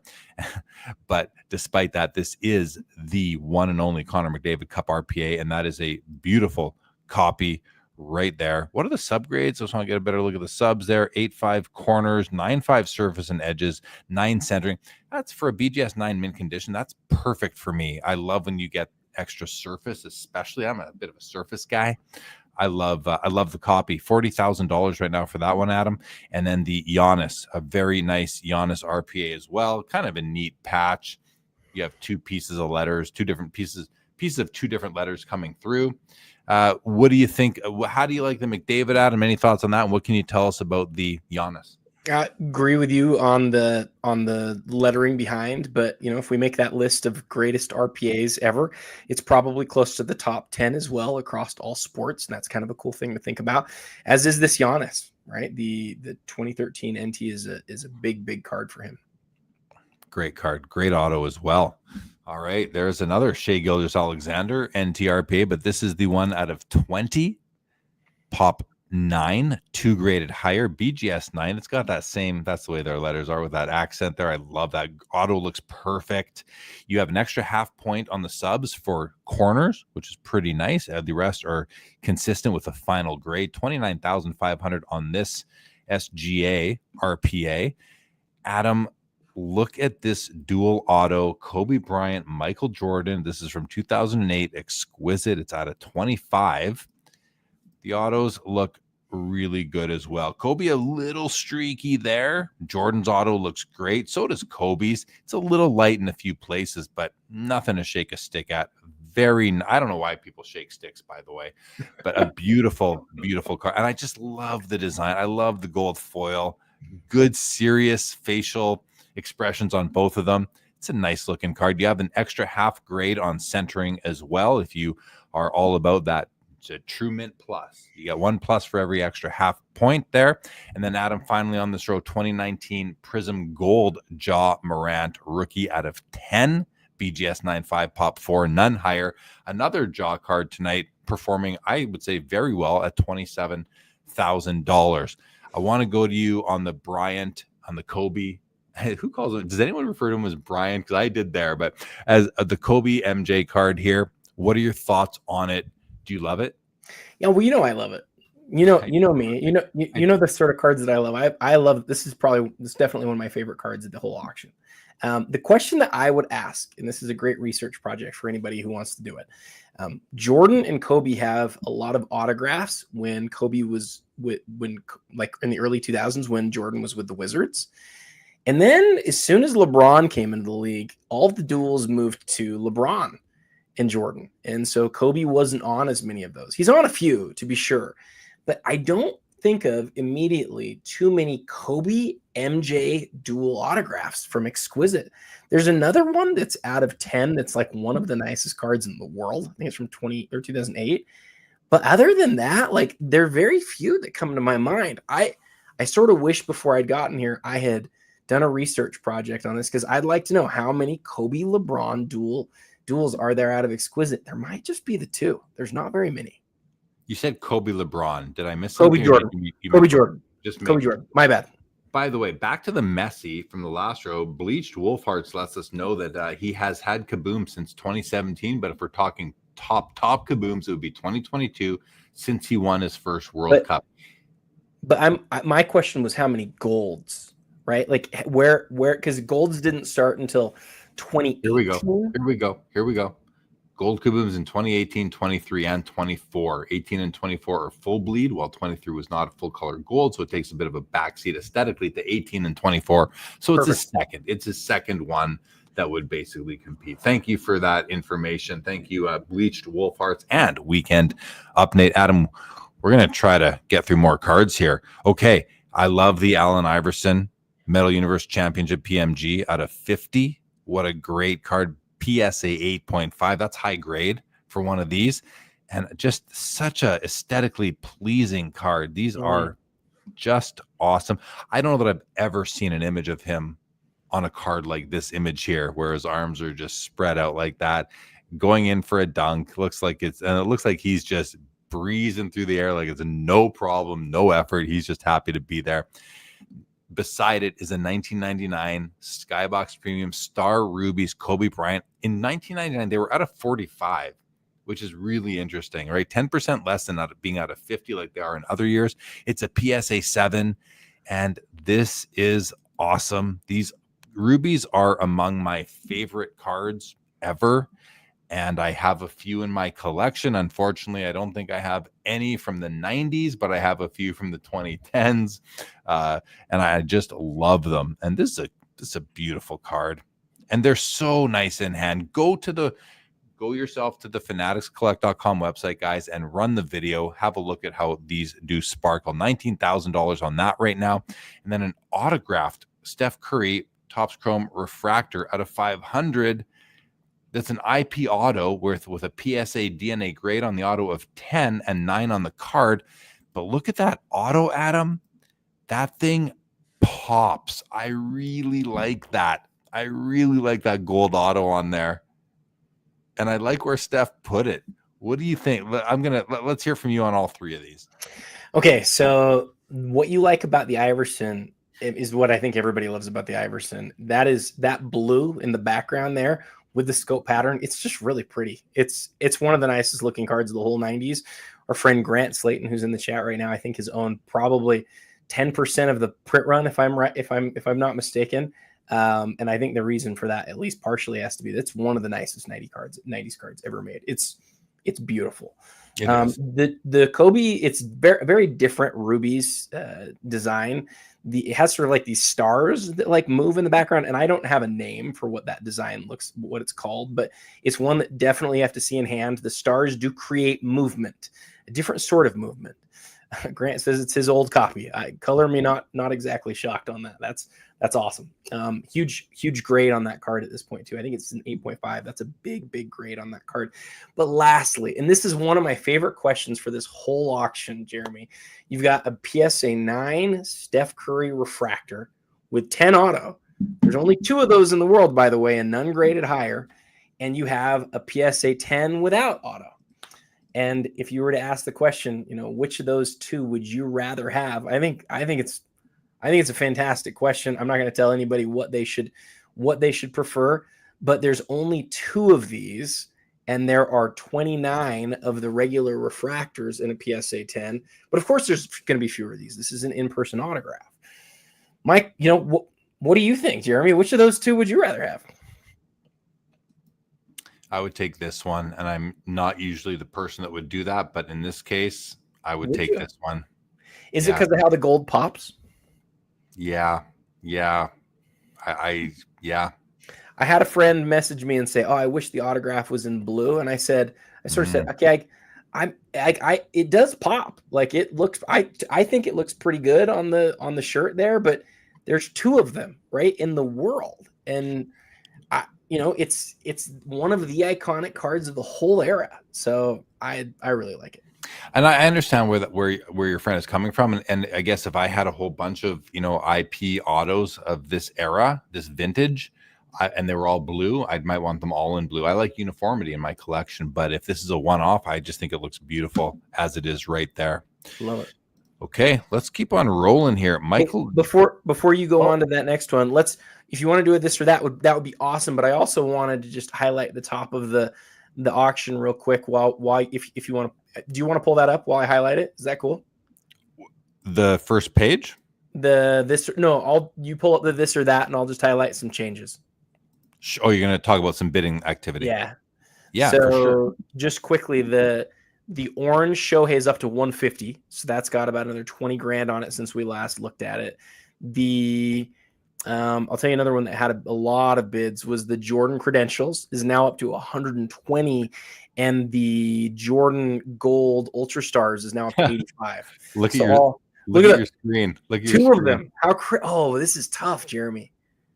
Yeah, I mean the Ultra Stars Gold is a BGS 10, and as we know, there's 10% of these are gold, the rest are silver. It was tough already, and then you've got the Credentials out of 4. It's tough. It's tough. I'll go first this time. I'm taking the Credentials because I love Credentials. I love the Ultra Stars Gold too. It's a beauty, but I'm going for the Credentials, which I just love the technology in the card, and there's only 4 of them. I mean, to me, that's really what it comes down to. What about you? Let's hear from you guys in the chat as well. Oh, we already have some answers. I like them too. Lots of answers coming in, and James is saying that the Grizzlies are up 26, which is the most shocking news I have ever heard about a basketball game. That's insane. Okay, so I want Grant to answer this too. I'm hoping that Grant answers this. This is a great would you rather, Jeremy. I'm going to agree with you, man. I'm taking the Credentials. It's what our friend Nate says here. It's not just conditional rarity, but it's like there's only 4 of those, and I know it's not playing days, but we'll probably never see this card auctioned again, or at least we're unlikely to see it ever auctioned again. And I mean that same could be said for a BGS 10 Ultra Stars Gold, but no, I'm taking the Credentials 100%. You're taking it, yeah. Me too. Let's go to the chat though, because we have a whole bunch here. First of all, James Wynn says this or that. Let's do it. What's up, Dennis? Welcome to the show. Okay, Linda's first is taking the Credentials. Saba says Ultra Stars any time of the day. I like that conviction. He goes on to say, or he or she goes on to say, playing day print run of 89. That is attractive for sure. Nate Fletcher says Credentials rarity wins here for me between the 2. Jason Newman, Ultra Stars, when in doubt, I go playing days. There was no doubt though, but I'm just kidding. Luke says Ultra Stars Gold, not close. Playing days versus gimmick card. I don't see it as a gimmick card myself. I see it as an evolution card. I mean, you could call a gold parallel a gimmick. I don't know that I don't consider it a gimmick card, Luke, myself, but you do. Listen, I completely get it that other people could. For me, it's a lot closer than it is, I guess, for some other people. Jesse Craig is taking Credentials, as is Grant Slayton. As is Dennis, as by the card, not the grade. Yeah, to me, it's the grade on the if the Jordan Ultra Stars Gold was graded a BGS 9, it wouldn't change how much I would love the Jordan Ultra Stars Gold, which I do love. Don't get me wrong. Saba's taking the Ultra Stars Gold. Jesse Craig says both are owned by our consigners, both great cards, but the out of 4 is insane for a Jordan card. Yeah, I think so too. Grant says I've owned 7 Ultra Stars Gold Michael Jordans. I've had 0 of the Credentials out of 4. That says a lot right there. The Ultra Stars Gold is more accessible, but hey, different strokes for different folks. I appreciate all of those comments. Okay, we are going to get back to the cards, guys. This is a great row of cards.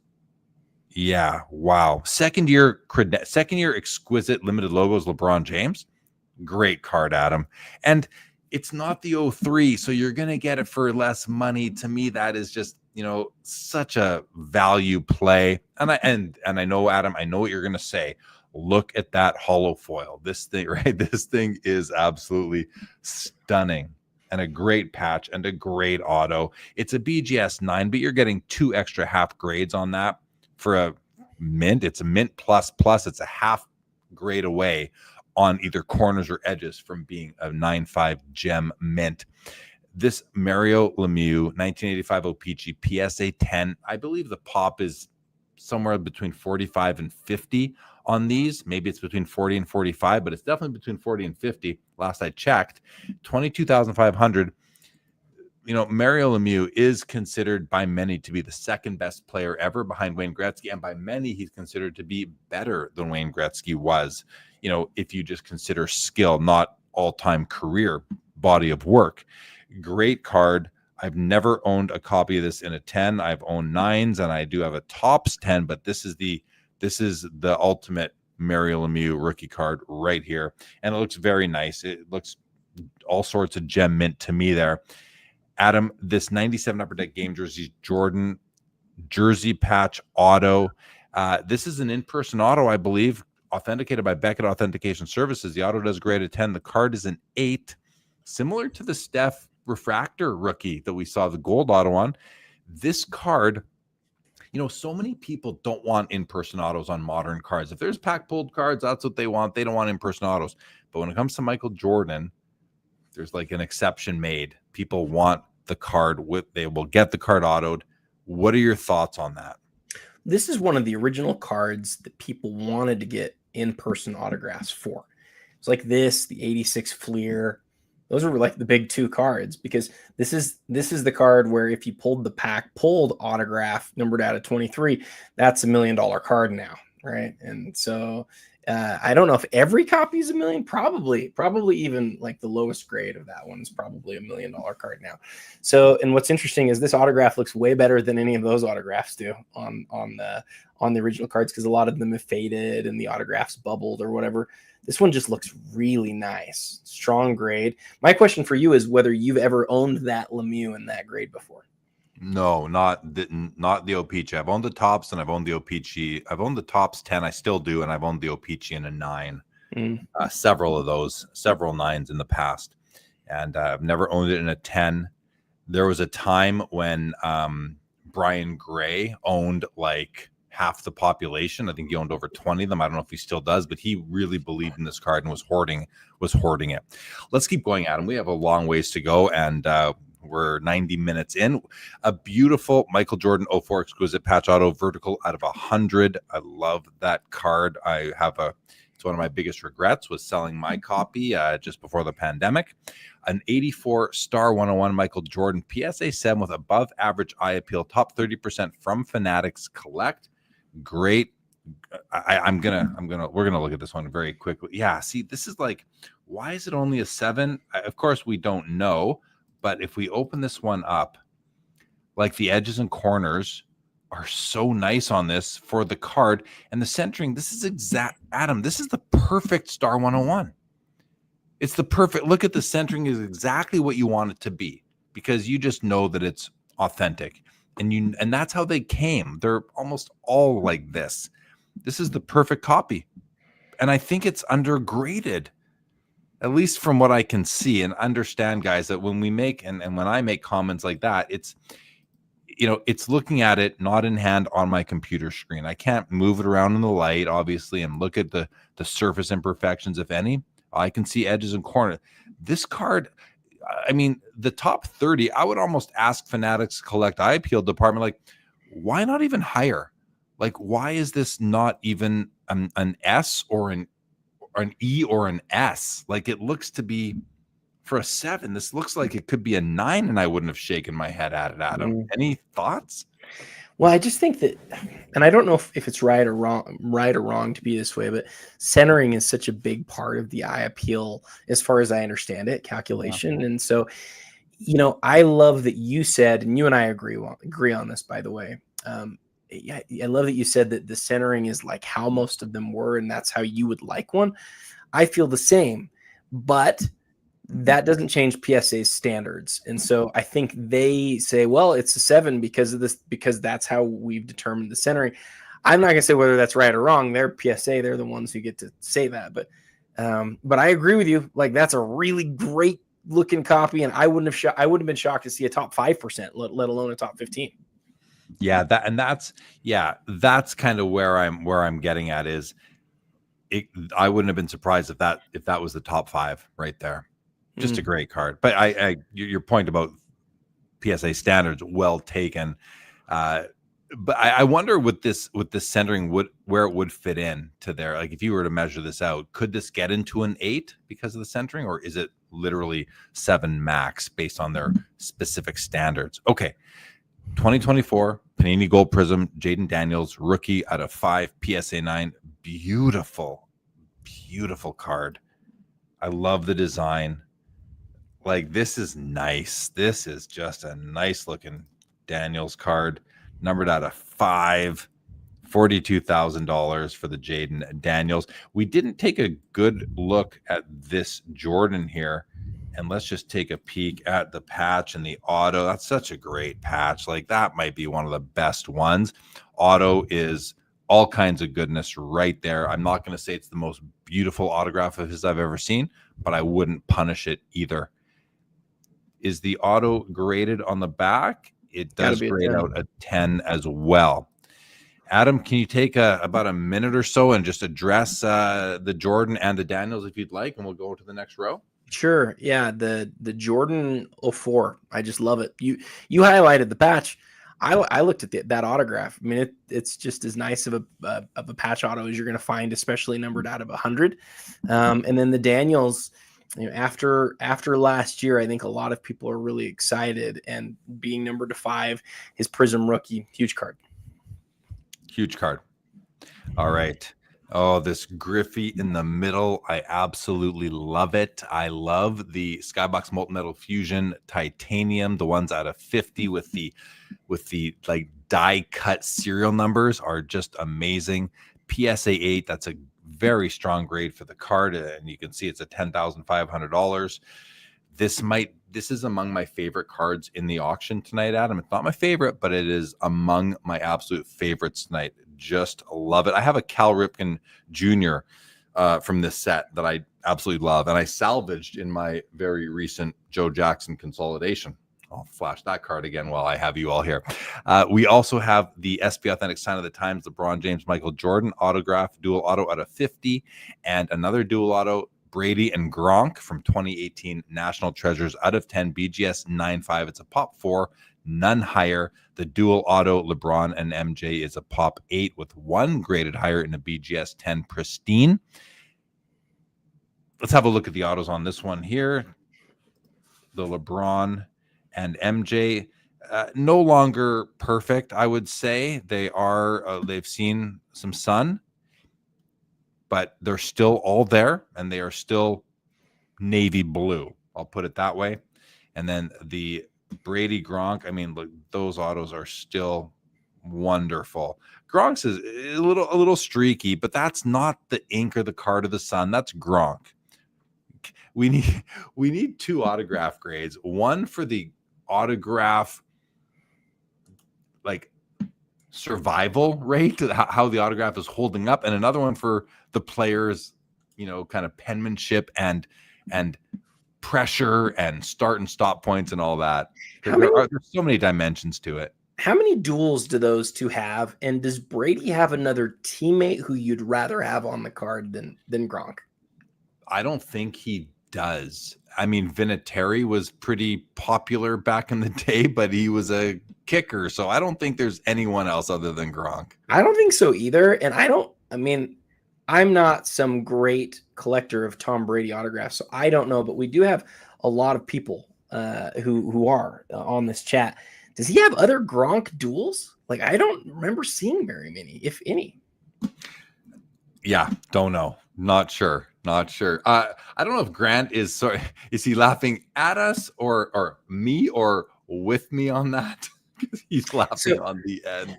A lot of people are saying Moss. How long did Brady play with Moss? I don't know. Like, not very long, right? I don't know. Maybe I don't know. I don't associate them together at all. I don't either. So no, I don't think it would be better. Moss is probably a better player than Gronk. Okay. Yeah. But like, I'm not, who cares about how good the player is? When you're buying a combo card, you want to think teammates, guys that are like associated with each other. It's not like A plus B equals the sum of the card. It's the connection of those 2 players, like the synergy that you get by those 2 being together. And I think it's Gronk.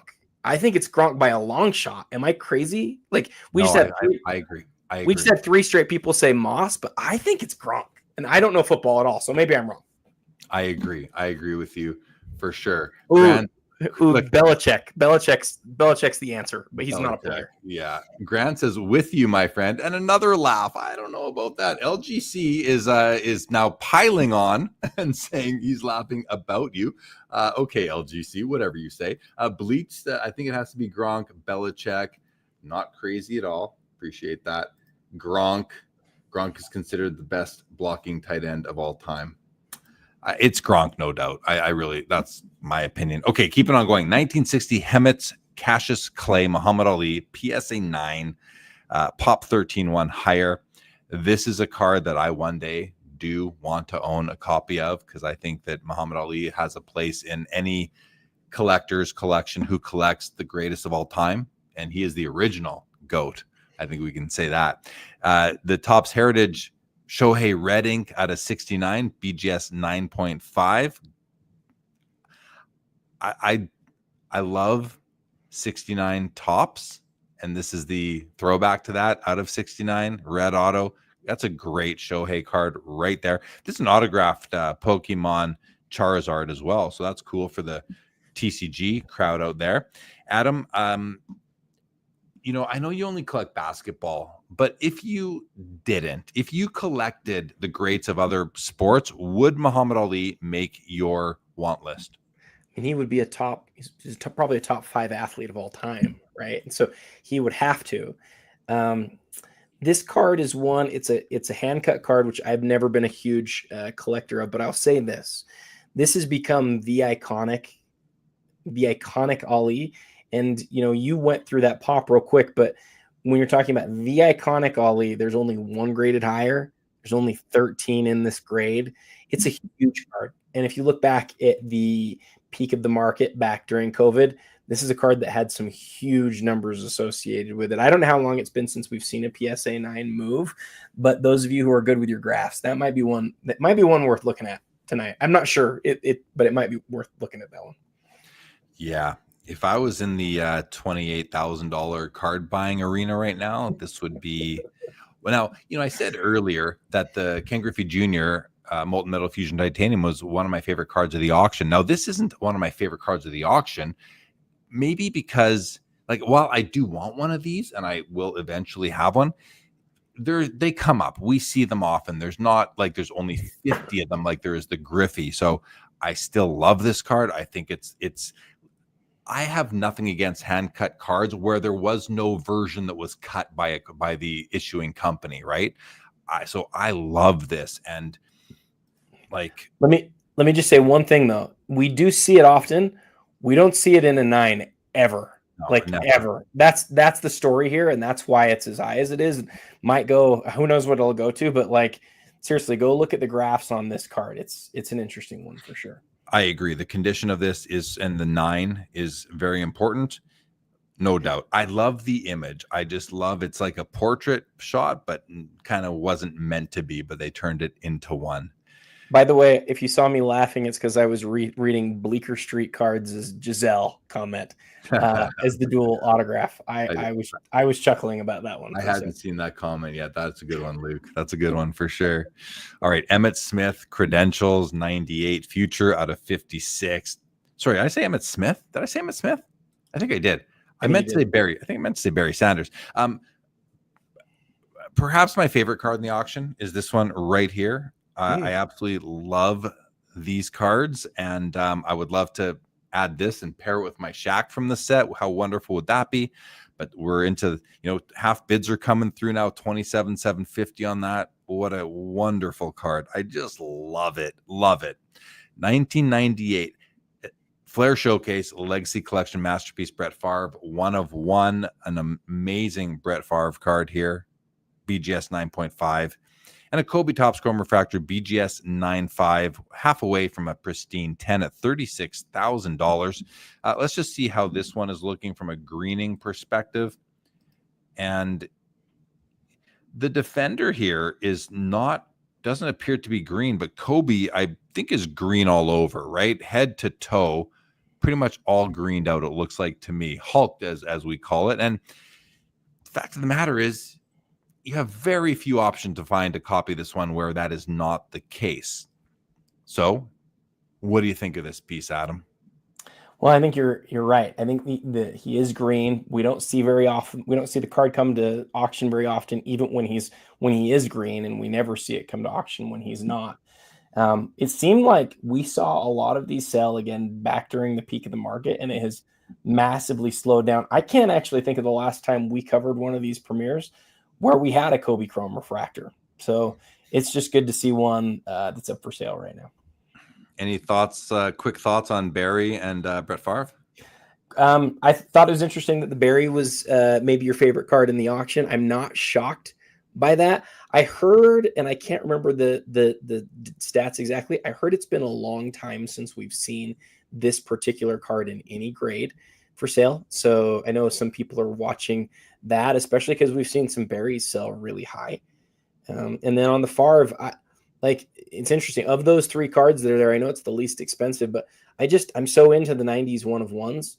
That might be my favorite of the three cards that are in that row. And I know that's surprising because Showcase usually isn't, but there's one of that. Interesting when the Sanders is among my favorites of the whole auction, and it's not even your favorite of the row. So I like that. That's a lot of fun that way.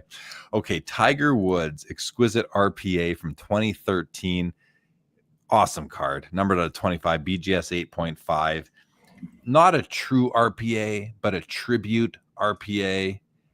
And I'm just looking at the subgrades here. You do get 9 edges and surface, 8.5 centering, 8 corners.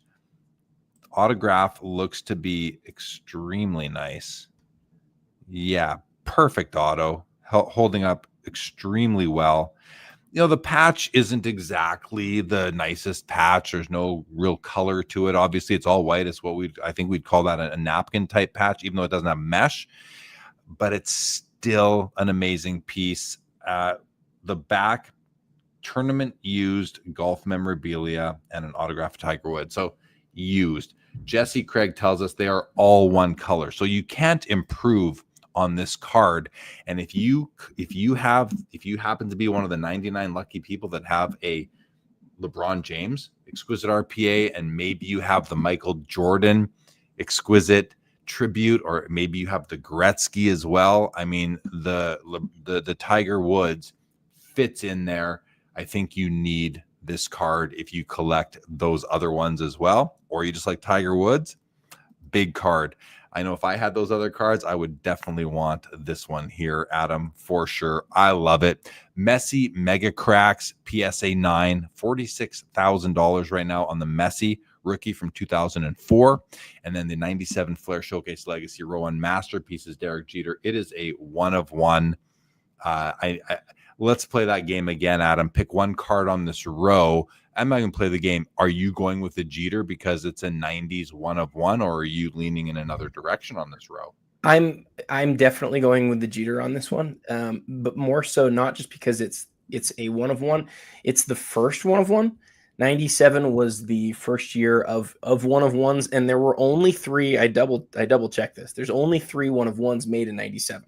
There's only 3, and 2 of the 3 have never been graded. The only one that's been graded, the only Jeter from the first year, is that one we're looking at right there. So my question before the auction, and I think you'll find this interesting, Jeremy. I asked the question before the auction: what would you rather have, this Jeter or the PMG that's way more expensive right now? And I thought that the vote would go towards the PMG, but with over 100 votes, this one was by far higher. And I think the fact that it's the first one of one is the reason why. But it's not. Its bid is nowhere near what the PMG is right now. We'll see if that holds up. Yeah, it's. I think that even PMGs are just such special cards and so revered, where the legacy collection's very important as well, but PMGs are just really in a world of their own. I like Bleached Wolfar's comment. My word, that Messi. Yeah, Jesse Craig also says rookie and less than 50 PSA 9s, only about 16 PSA 10s on the Messi. So this is very exclusive territory if you can get into one of these Messis, and this is his best rookie card. So huge card right there. 2% gem rate on the Messi is what Bleached Wolfhearts is letting us know. Jesse Craig agrees. Brutally hard to find in that condition. If I'm picking a card in this row, Adam, I'm taking Tiger Woods though. I love those cards. Absolutely love them. And the Messi, it's a big card too. It's a tough row. It's a great row. Here's the Jeter one of one masterpiece from 1998. It's a row 3 BGS 9. We got a Soto orange chrome orange refractor, numbered at 25, BGS 9.5 at $34,000, and a 56 Mantle. The card is a 3.5, but the auto grades out a 10. In-person auto, huge among collectors right now, especially when it comes to Mickey Mantle. That's what people are looking for. This is a pretty cool row as well. I love this game, Adam. In this row, oh, this one's tough for me. And it's funny. It's not the Soto, because I just don't collect modern baseball guys. If I did, it would probably be the Soto. But in this case, oh my gosh, I think I'm taking the Mantle in this case. I don't know. Maybe the Jeter. I don't know. This one's tough. What about you? You and I are in the same place. It's either the Mantle or the Jeter. But I'll tell you what's shocking to me is that the second year masterpiece on the Jeter right now is more expensive than the first year. That doesn't make any sense to me, even in any sort of way. I don't get that at all. And the grades are somewhat equal hobby wise as it's PSA 8 here for the first year and a BGS 9 for the second year. It's the same brand too. I mean, that's a shocking. I don't have any idea, any explanation for that at all. It'll be interesting to see if that holds, is what I would say. Yeah. Okay.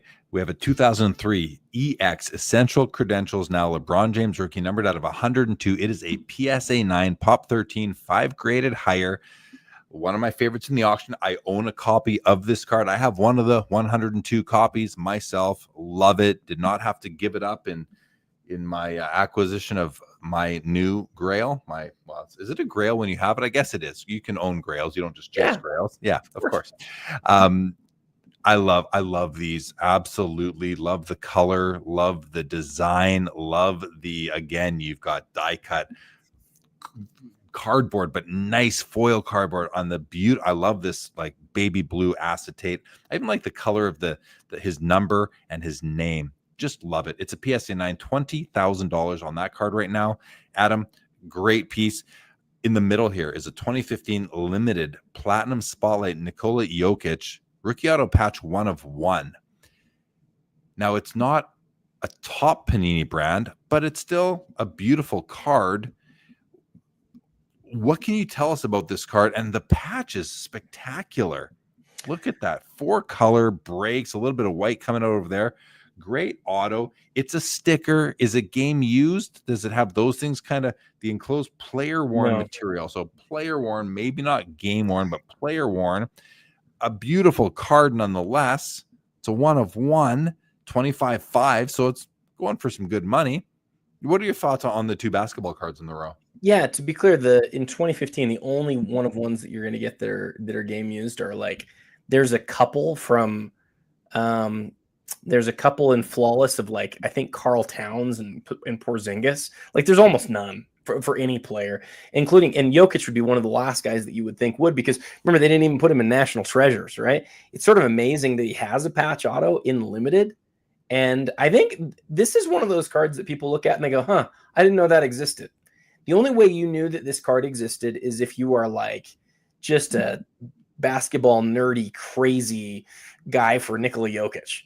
And so I think the point that you made about it being a really nice patch is kind of cool. Obviously, you wish that it wasn't on sticker, but it is, and it exists. And I guess this is what I would say. How many Jokic autograph patch 1 of 1s are there from his rookie year?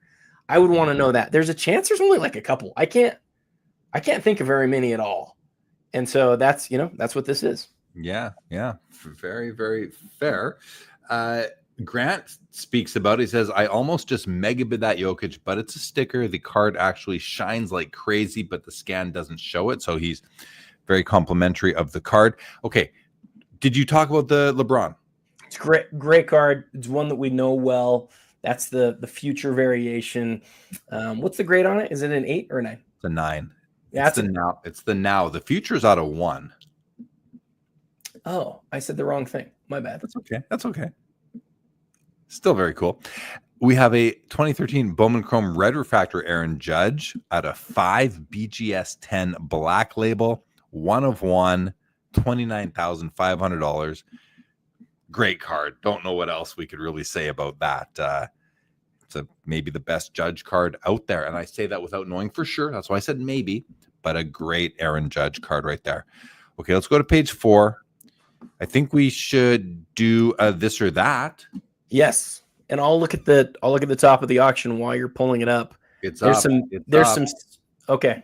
But go ahead. But while the chat, guys, we have an NTRPA Patrick Mahomes and an NTRPA Steph Curry. And reminder, the Mahomes is at a 25 with the holofoil on the window.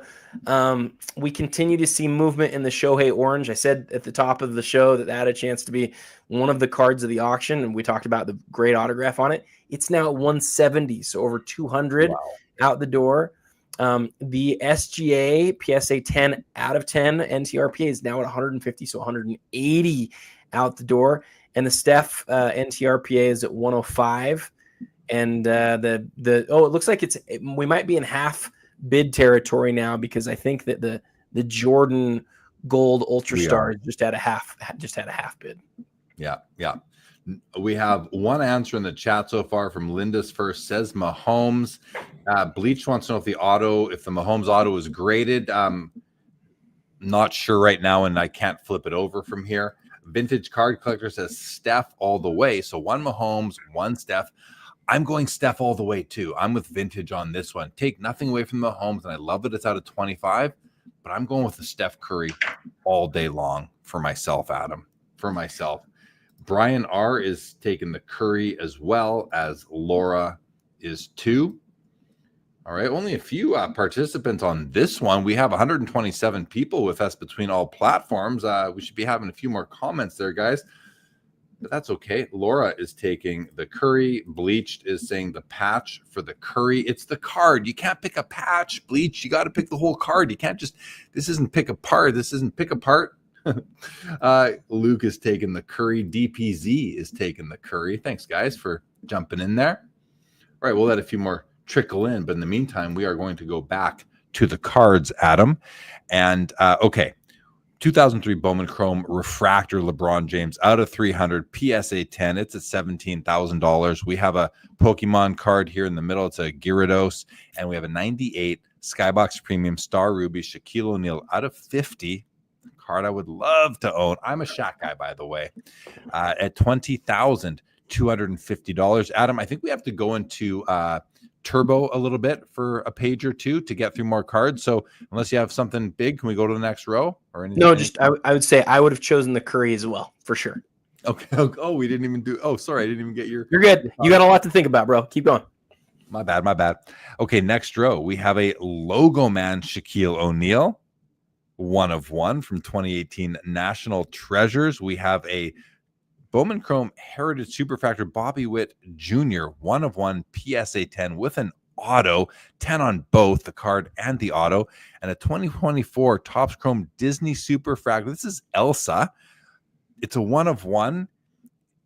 I would love to buy this for my daughter, but for $18,500, I'm not going to. But what a great card! It's a whole other sort of genre within the hobby, and they're doing very well. Really nice card there, Adam. Give us your thoughts on the Shaquille Logo Man, please. Yeah, it's hurt a little bit by the fact that he's in a Suns uniform. But if not for that, look, it's still a Shaq. It's still a Logo Man. It's still an autograph. And he has a very well-known collector who's been after all of his Logo Man since the early days. So there are very few that are available to be found out there, but especially autographed like this one. Obviously, you'd rather have him in a Laker or a Magic uniform, but it's still a Shaq Logo Man auto. Exactly. And I love that you've got some of the orange behind there. It adds that third color to the Logo Man, which you rarely see. And I think that just adds a whole other dimension to the card. I really, really like that. By the way, Brian R is trying to take down the Michael Jordan credentials out of 4. It's at $155K. Brian R, good luck in your takedown. We wish you the best and hope that you do take it home. Okay, Adam, next row is where my favorite card resides in the auction. And I am priced out of it now because it was under 10 grand. When I looked at it, I don't know, man, the days are a blur now here while I'm at the show in Toronto, but I love this Gretzky Tribute Cup RPA. This sold here during one of our shows last year, Adam, and it's being listed again. The consignor did let me know that they bought a big card. They had to move out of a few, including this one. This is such a great card. It's a PSA 9. It's among Gretzky's best cards that exist, in my opinion. 10 copies only. It's going to be a game used patch on card auto, and it's in the mold of the 2005 Cup RPAs from Crosby and Ovechkin's rookie year. I love it. I wish I could buy this for what I could afford right now. Unbelievable holding. Whoever gets that, please let me know. I want to congratulate you personally. That's the one I would like to buy tonight, Adam, if I could buy one card. We have a Donruss Optic Gold Vinyl Jason Tatum rookie 1/1. I love Optic Gold 1/1s. I love Optic. I love the rated rookie logo. I like them more often better than I do the Prism counterparts. And then in the middle is a Topps Transcendent Japan Platinum Shohei rookie auto 1/1 BGS 9.5 at $21,000. Adam, any quick thoughts on these three? Three great cards. My favorite of the bunch is actually the Tatum. I just think Tatum's criminally underrated for who he is in the NBA today. Fair enough, but I just, and I'm tongue in cheek, you're wrong. It's the Gretzky in this row, but I'm just kidding. Stephen Ho says it's his Gretzky. Yeah, I didn't want to say, but it's his, and I knew that. And Stephen, great card, man. I think when it sold last time, it sold for right around here. So this is a case of him, at no worse than breaking even on this card, and we'll see. Maybe he'll profit a little bit and put it towards his other big purchases. What's up, Josh Jerez? Welcome to the stream tonight. Okay, Adam. Oh, look at that! Look at that PSA 7 Bobby Orr in the middle. Very nice copy. We have flanked by Shohei's on either side. On the left, 2018 Topps Chrome Gold Refractor out of 50 at 18,500, and on the right is his 2024 Topps Chrome Super Refractor 1/1 in the spirit of the 89 design. These look so good. These are so nice. Oh my goodness. Like I said, I don't collect Shohei, but if I did and I could afford it, I would be all over this card. I love it. I love the looks of this card. Look at the batting pose, full body shot. Like, this is what a baseball card should look like. A modern baseball card. Absolutely love it. Absolutely love it. My goodness. I won't say that again. I know I just repeated myself a few times. And the Bobby Orr 1966 Topps rookie card in a PSA 7. Corners and edges look really good. I mean, they're not perfect, but they look really good. It's off center to the left a little bit. Not too bad. Top to bottom, wonderful. Great color, bold, deep coloring. This might be one of the better colored Orr rookies I've seen. Like, look how deep the yellow is on the jersey. Even the reds and the greens and the blues in the crowd in the back are very bold. This is a poppin' Orr rookie right here. Great copy. Adam, any thoughts on these three? Is that a picture? This is probably a dumb question. Is that him in the background of that card? I don't think so, no, because it's also that's a Toronto Maple Leaf. It's interesting, Adam. The background here seems to feature the Toronto Maple Leafs against the Montreal Canadiens with a Boston Bruin on the picture itself. One of the most iconic hockey cards of all time has a background that probably has nothing to do with Bobby Orr. Exactly. Amazing. It may not. Now, Stephen Ho says also my Shohei 1/1 on the right-hand side. Great. I did not know. I knew that the Gretzky was, I didn't know that was your card, Stephen. I love it, man. Great card. I don't know how you're doing on that one because I didn't see what it did before, but wonderful card. Wonderful card. Sorry, you have to give it up. We have a Mahomes Contenders Ticket Auto Rookie PSA 9, Pop 4, 6 higher. We have a Bowman Chrome Refractor Tom Brady BGS 8.5. These are awesome cards. You can just get the regular Bowman Chrome Brady rookie, and it's a beautiful, awesome card. You get the Refractor, you're in a whole other league. I love it. And we have a 2009 Exquisite Buyback Gold Auto Michael Jordan, numbered 16 of 16, BGS 9.5. In this row, I'm taking the Brady over the rest. It's an easy decision for me, Adam. Where are you at on these? And go tell us where you're at on these three, your thoughts on them. And I mean, I have a feeling you're going to tell us a bit about that Jordan auto. So the Jordan auto is really interesting because, and most people probably won't think about this, but look at the two serial numbers on the card. You'll see very few cards like this. So there's only 50 of this card in the first place.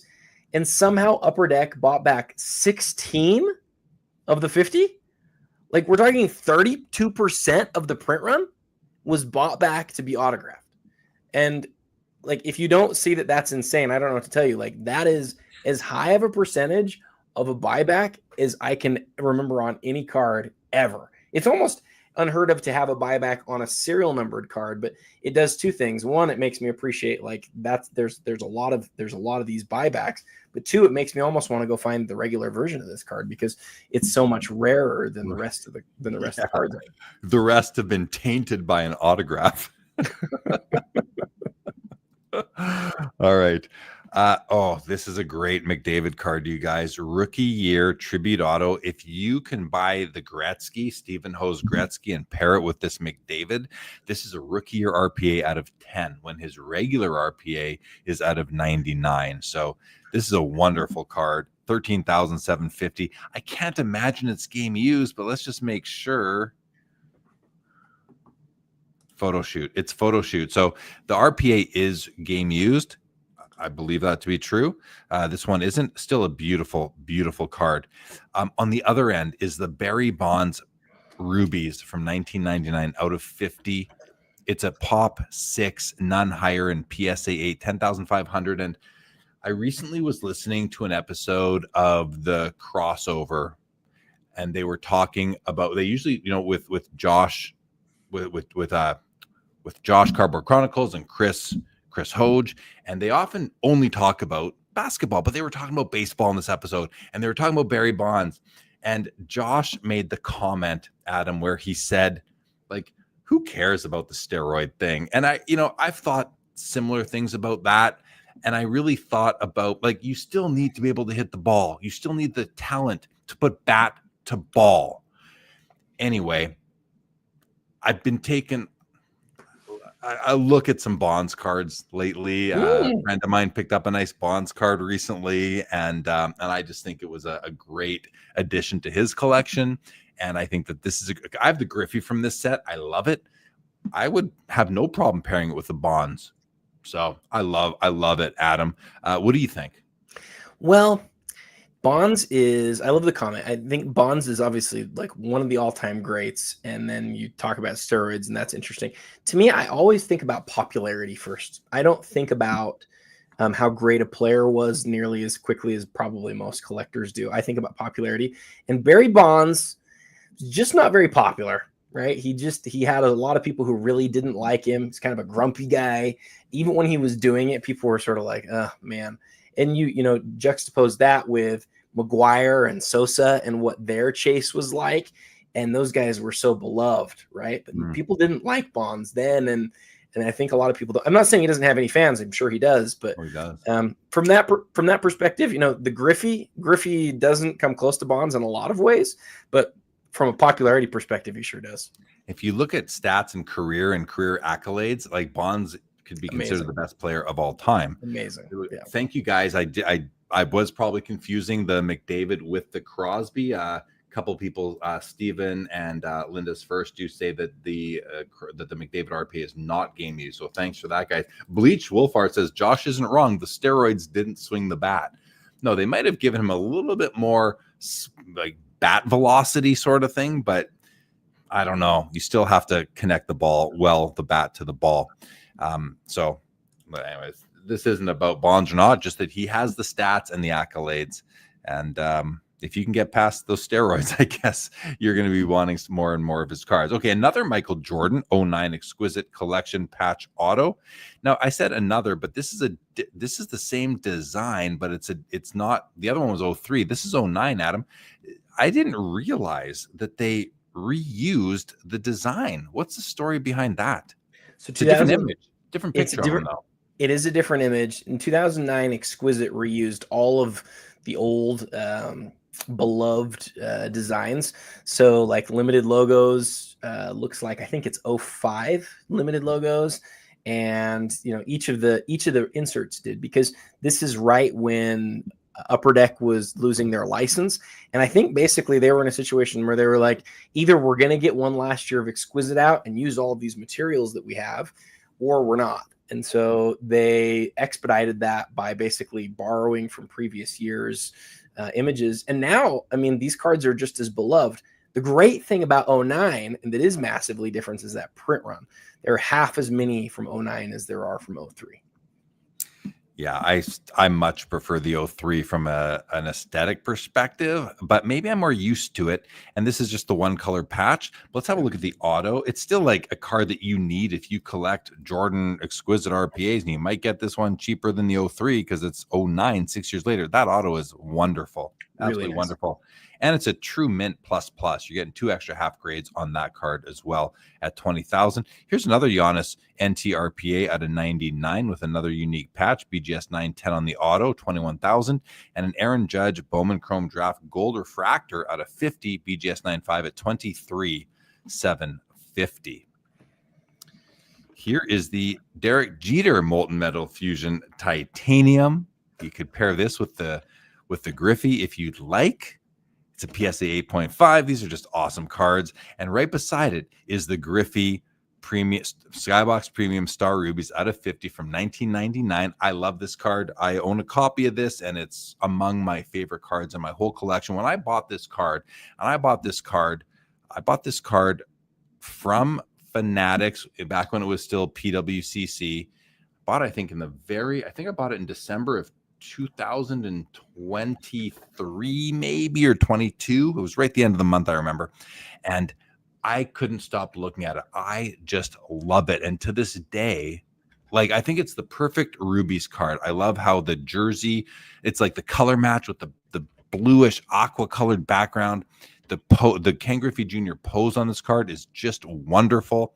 I absolutely love it. One of my favorite cards that I own a copy of, and whoever gets this is going to be Card Bros with me. It's a PSA 8. It's at $16,000. And then, Adam, we have the 03 Exquisite Collection patch auto Kobe Bryant out of 100 with a beautiful patch, an absolute stunner of a patch, and the auto is wonderful as well. It's not perfect, the auto. It tails off a bit down here and over here, but beautiful. Still lots of blue. It's not really, the ink hasn't baked yet, I would say, and not that it ever will.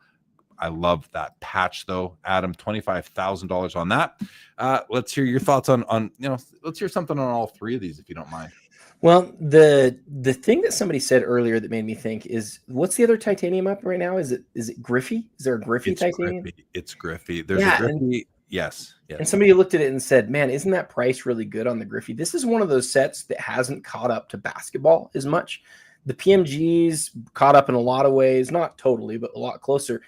Jeter's probably the second best player in the set, you'd say, after Jeter, or after Griffey. But like, if this was Kobe Bryant in basketball, you're talking about 10 or 15x on this price. So that's worth thinking about. It's a little bit less rare. They're 40 in basketball and 50 in baseball. Yeah. And the Griffey, obviously, I know you love this year. I know you love this year of this Griffey. You've talked about it before. Don't you have and did you just say it? And did I miss it? Don't you have a card from the set? Well, just the Griffey. Oh, that's right. You have the Griffey. My bad. You have the Griffey. Yeah. And then the Kobe, the great patch. The autograph on that, I don't think, did you check to see if it's a 10? I think it's still a 10, right? I did not check. It is a 10, but it is a 10. But listen, if we're being honest, the grade on a card. Sorry, the auto grade should almost have an expiry date, because the autos do change over time if they're left out. And this one, it's no longer a 10 if it was at one time. Oh, well, you're the color expert. I thought that the color looked pretty good on this one. Well, let's take another look. It's not, listen, I'm not trying to beat this autograph up. It just gets a bit lighter down here and a bit lighter on the K here. So I don't know. And listen, these could be blemishes on the slab too, but I don't know. I'm not sure. So got you. To me, if I was an autograph grader, which I'm not, and I often disagree with autograph grades. So, that being the case, maybe I'm just wrong, and I'm no I'm not a professional autograph grader, but in any event, it's still a beautiful card, and the autograph isn't that bad. Like I said, I'm not trying to beat up the autograph on that card. Right. And you called out the awesome patch. You know, of the three here, the Kobe is obviously my pick. Patches. The Kobe's obviously your pick. Yeah, for me, it's the Griffey. I just love it. And I don't need another one. So after that, I'd have to take the Kobe too. Because I'm just not a Jeter guy, but I'd take the Kobe too. Okay. Let's do another this or that, you guys, and we will just sort of hover here for a moment. So back to the this or that. Oh, here's one. Here's one for all y'all. This is credentials versus credentials, guys. Barry Sanders 1998 future versus, and that's out of 50 something, if I remember correctly, 50 something, and versus the Kobe Bryant out of 17. Now the Barry Sanders is from 98, where the Kobe is from 2006, but we're talking playing days on both of these cards, so it shouldn't matter too much. Adam, guy, let us know in the chat, guys, which one are you taking in this case? And while the answers are coming in, looking at the top, I think the Jordan, not since last time, but I don't think I mentioned it, the 86 Fleer Jordan with the gold label is now up to $290 pre-BP. That puts it at like $350,000 right now, as out the door. And again, that's a top 5% on that PSA 10. 240 for the Brady. And so we're seeing some movement across the top of the auction. Those are the big ones that we've seen move. So how about this or that, Adam? Okay, so this or that, it's Kobe for me.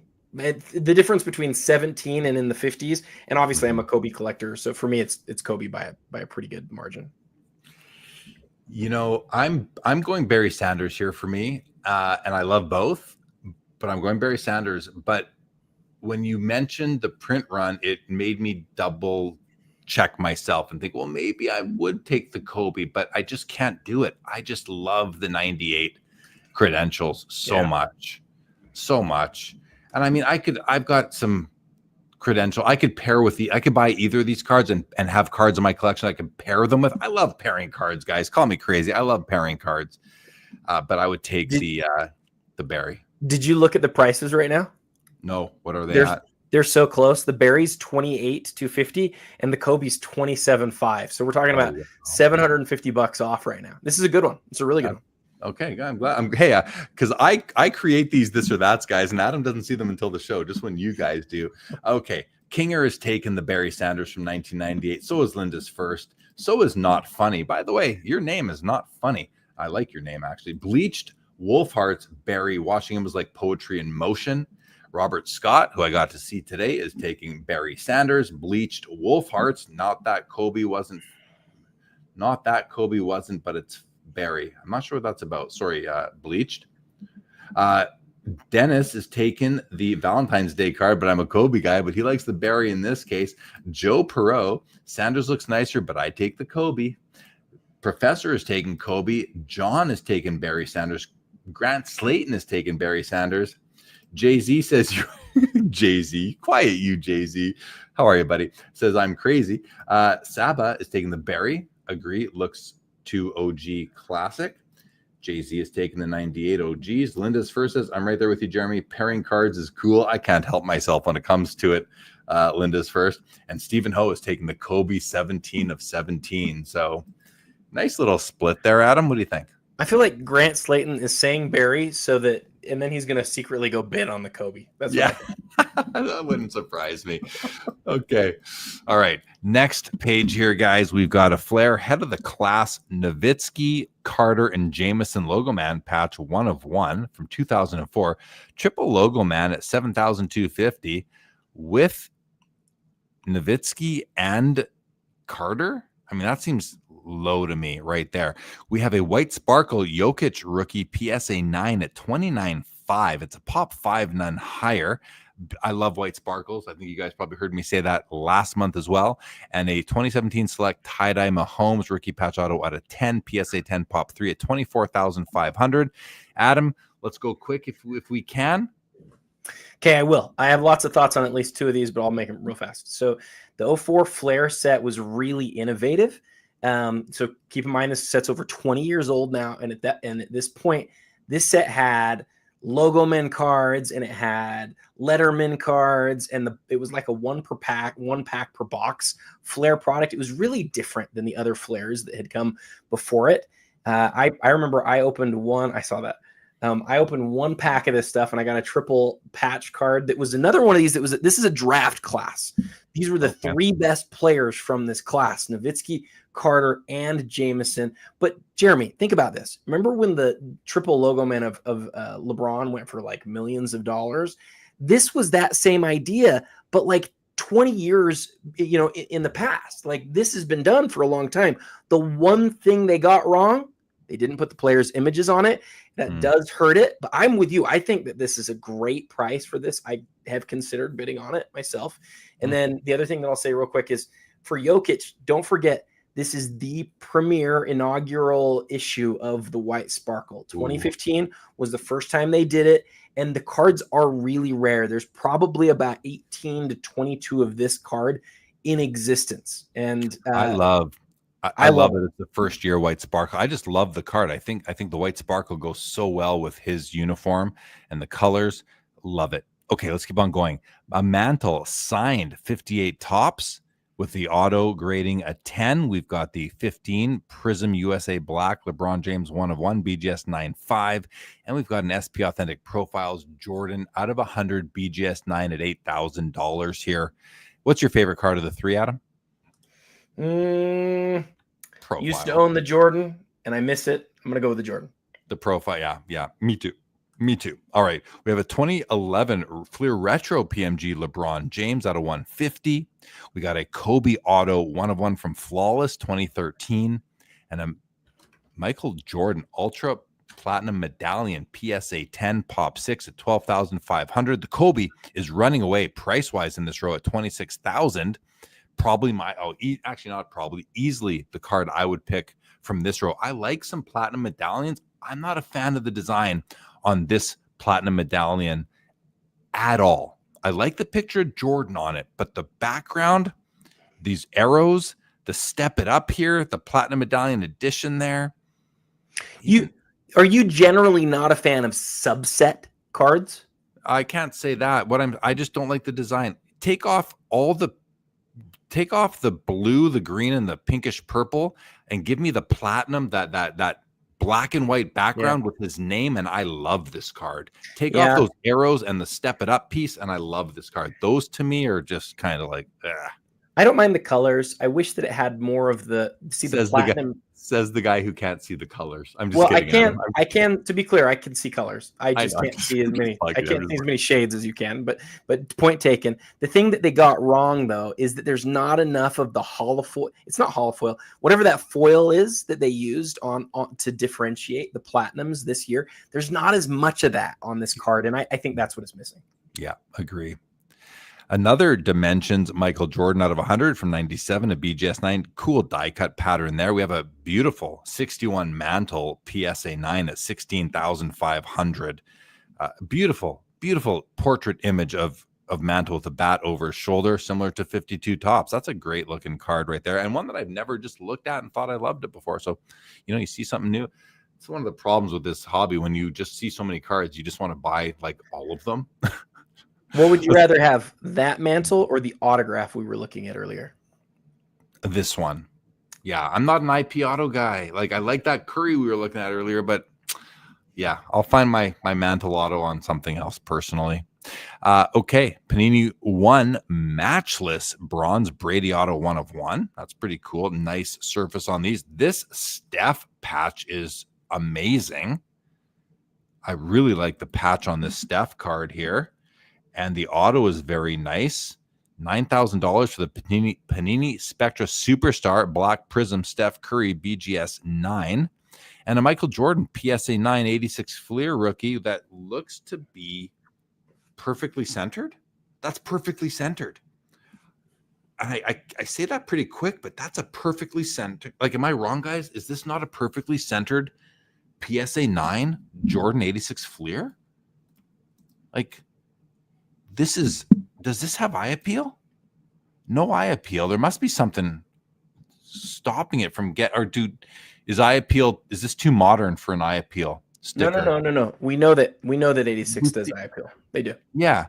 It's maybe a little bit of like light border issue in the blue over here on the right, but like this thing looks awesome. A slight registration issue, and I say that just because you can see this yellow coming in between the red and the black. Can you see that, Adam? That yellow, thin yellow hairline coming on the wrong side of the black border. But outside of that, the centering wise, this is bang on 50-50. Like, right? Like it's bang on top and bottom. That's a well-centered Jordan rookie right there. Unbelievable. I agree. It is surprising that doesn't have eye appeal on it. Yeah, a little bit surprising.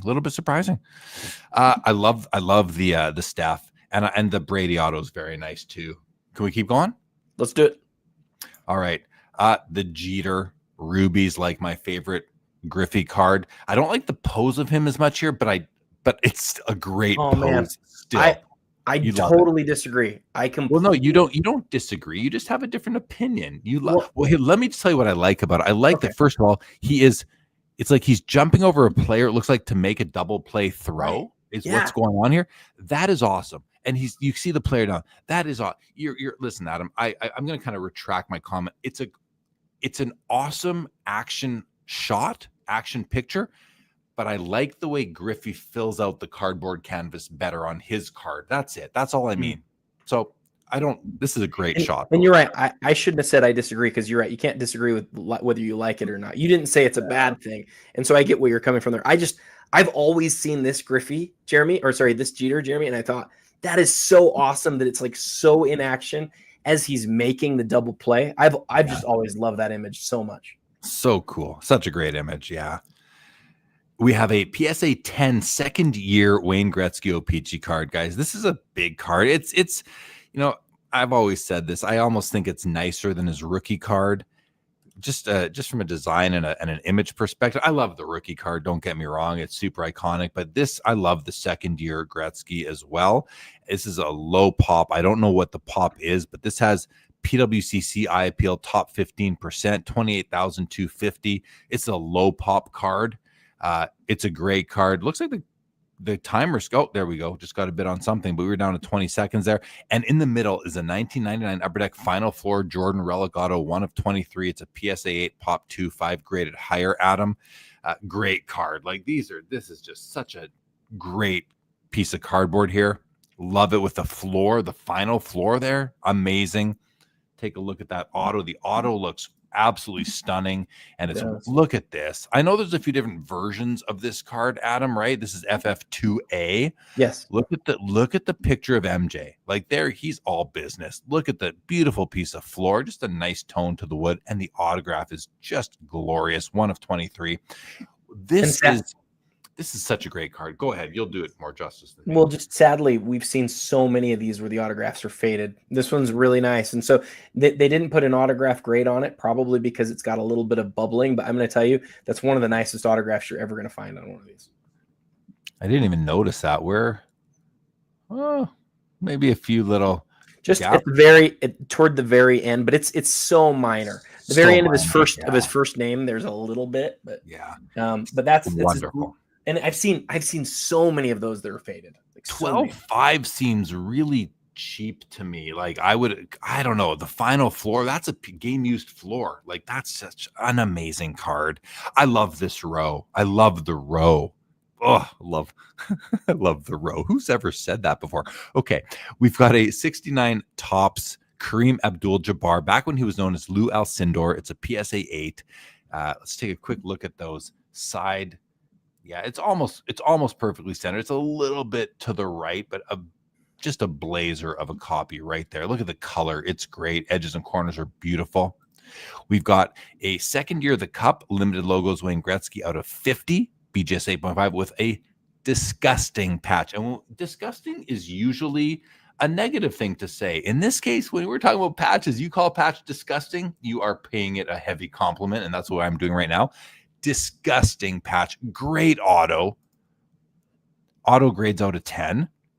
It is just super bold still, $7,500 on the awesome Gretzky card. And the 88 Fleer Classic MJ out of 61. This is a big card, right? Like, it's a BGS 9. Is it, Adam, is this the only Jordan card is this the only Jordan Fleer Classic out of 61? No, this is if you think about the original 61 set, in 98, they made it very similar, where there's a bunch of base cards, and then there's sort of this in-action subset. And this is you can always tell based on what it says. Does it have something below that describes what he's doing? Because in the original 61 set, it actually indicates what they're doing. Like, somebody takes a shot or somebody gets a rebound. And on this one, I can't read what it says, but if you zoom in again, you'll be able to see. I think it's the in-action, Jordan. Did I have it? Okay. Let's see what it says. The perfect 10. Perfect 10, it says. Yeah, it's a wonderful card. I know Jordan guys love these Fleer 61s. Quick hello to my buddy Tropic Collect. What's going on? Random Esports. Disgusting. The hobby loves disgusting. Yes, we do. Random Esports loves the 61 as well. And Linda's First makes a really good point about the second-year Gretzky here. He says that Gretzky's second-year card is actually his first card with an NHL photo, because his rookie card, which people may not know this, but his rookie card, he was playing the WHA. For the Edmonton Oilers, was a professional league, but they merged with the NHL the year after. Didn't know that. That's awesome. Yeah, that's good detail. That's one that you could work into a reel at some point, I'm sure, Adam, because that's a cool piece of information. Thank you, Linda's First, for that. Okay. Ooh, the first thing I noticed about this LeBron card is that auto seems to be on its way out. Yeah, this is not a good auto at all. That auto has been cooked completely. But look at those patches. 2007 Ultimate Collection, commitment patches, LeBron James. The edges get a 7, which is a pretty low grade, though, because the edges look really good to me on the front here. But look at the 3 patches, all 3 colors. I'm assuming they're game used, Adam. They are. He confirms. 96 and a quarter. What I'd tell you about this set real quick is that, and you and I have talked about this a lot, there's some autograph patch sets that will always just be autographs and patches, where people buy them because they have autographs and because they have patches. And to some extent, that's every autograph patch set. But some of them sort of transcend that at some point and become something closer to like an insert or a parallel, where they're loved not just because of that, but because they're really rare and they're just like they're sought after in a way that feels more like how hobbyists typically think about inserts and parallels. This Ultimate Commitment set, I think, is sort of getting to that point.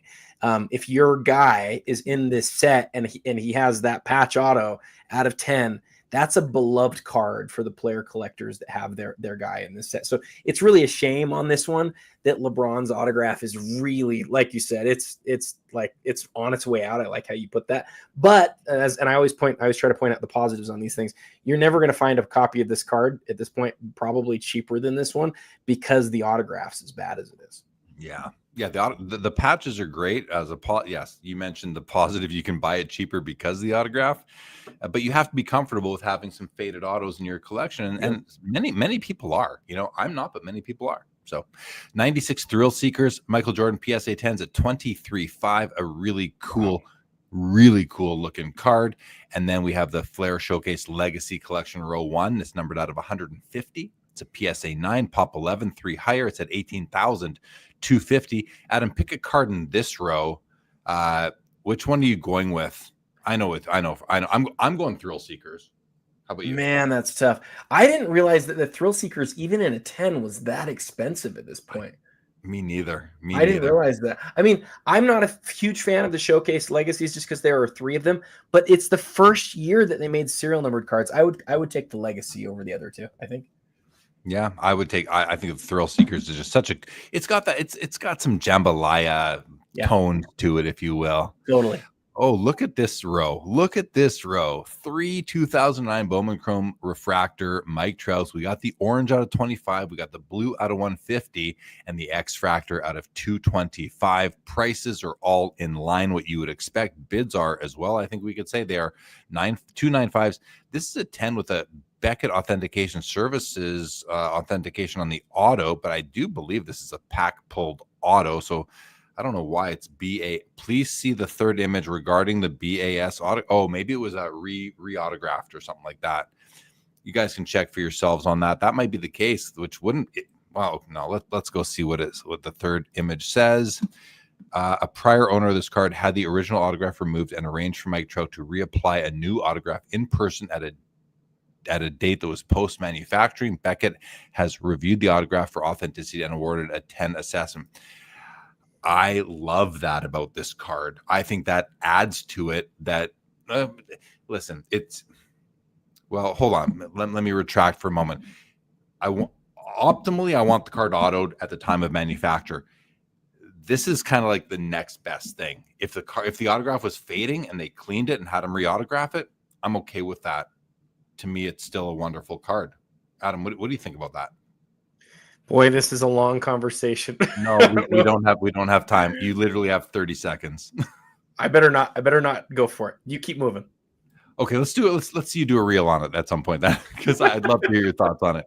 2009 Exquisite Extra Michael Jordan patch out of 15. Great patch too. That's a two-sided patch. I mean, there's like a silhouette in the middle there, but that is all the same patch. Wonderful piece. 77 tops Nolan Ryan PSA 10. Big card for the Nolan Ryan set collectors, run collectors. That's a biggie. And the Gary Carter rookie card PSA 10, another big one at 91 1/4.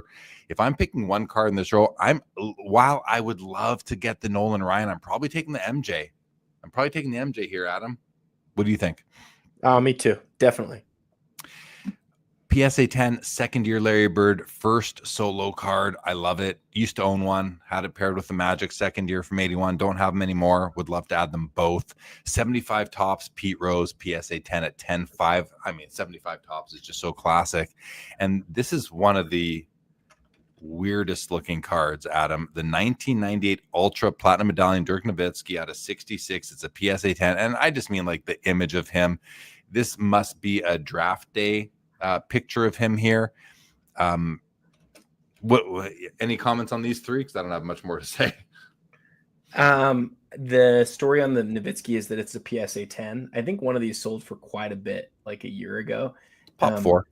Yeah, the fact that it's Pop 4 and that he doesn't have that many really big time rookie inserts or rookie parallels, it's a big card for Dirk for sure.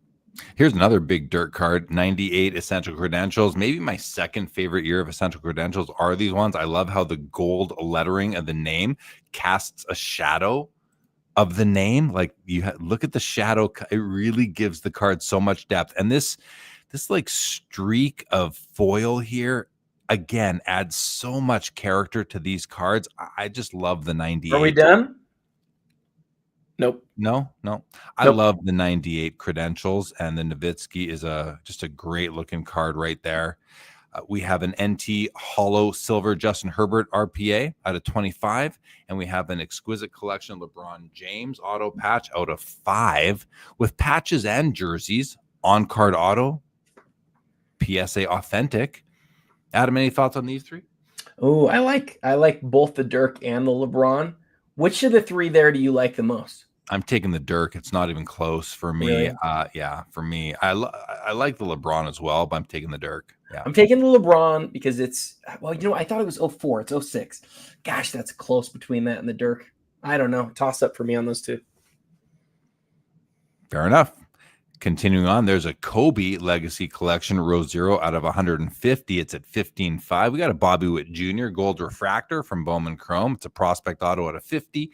And we've got a Jackson Churio Bowman Chrome Orange Prospect Auto out of 25. PSA 10 Pop 7 at $13,000. Continuing on, a Jeter Select Certified Mirror Blue out of 45. That's a big card right there. PSA 9. We have a Blastoise, and this has got to be a set registry, set collector kind of card here. John McCarthy, a player I'm sure has had a great career. I say that hoping.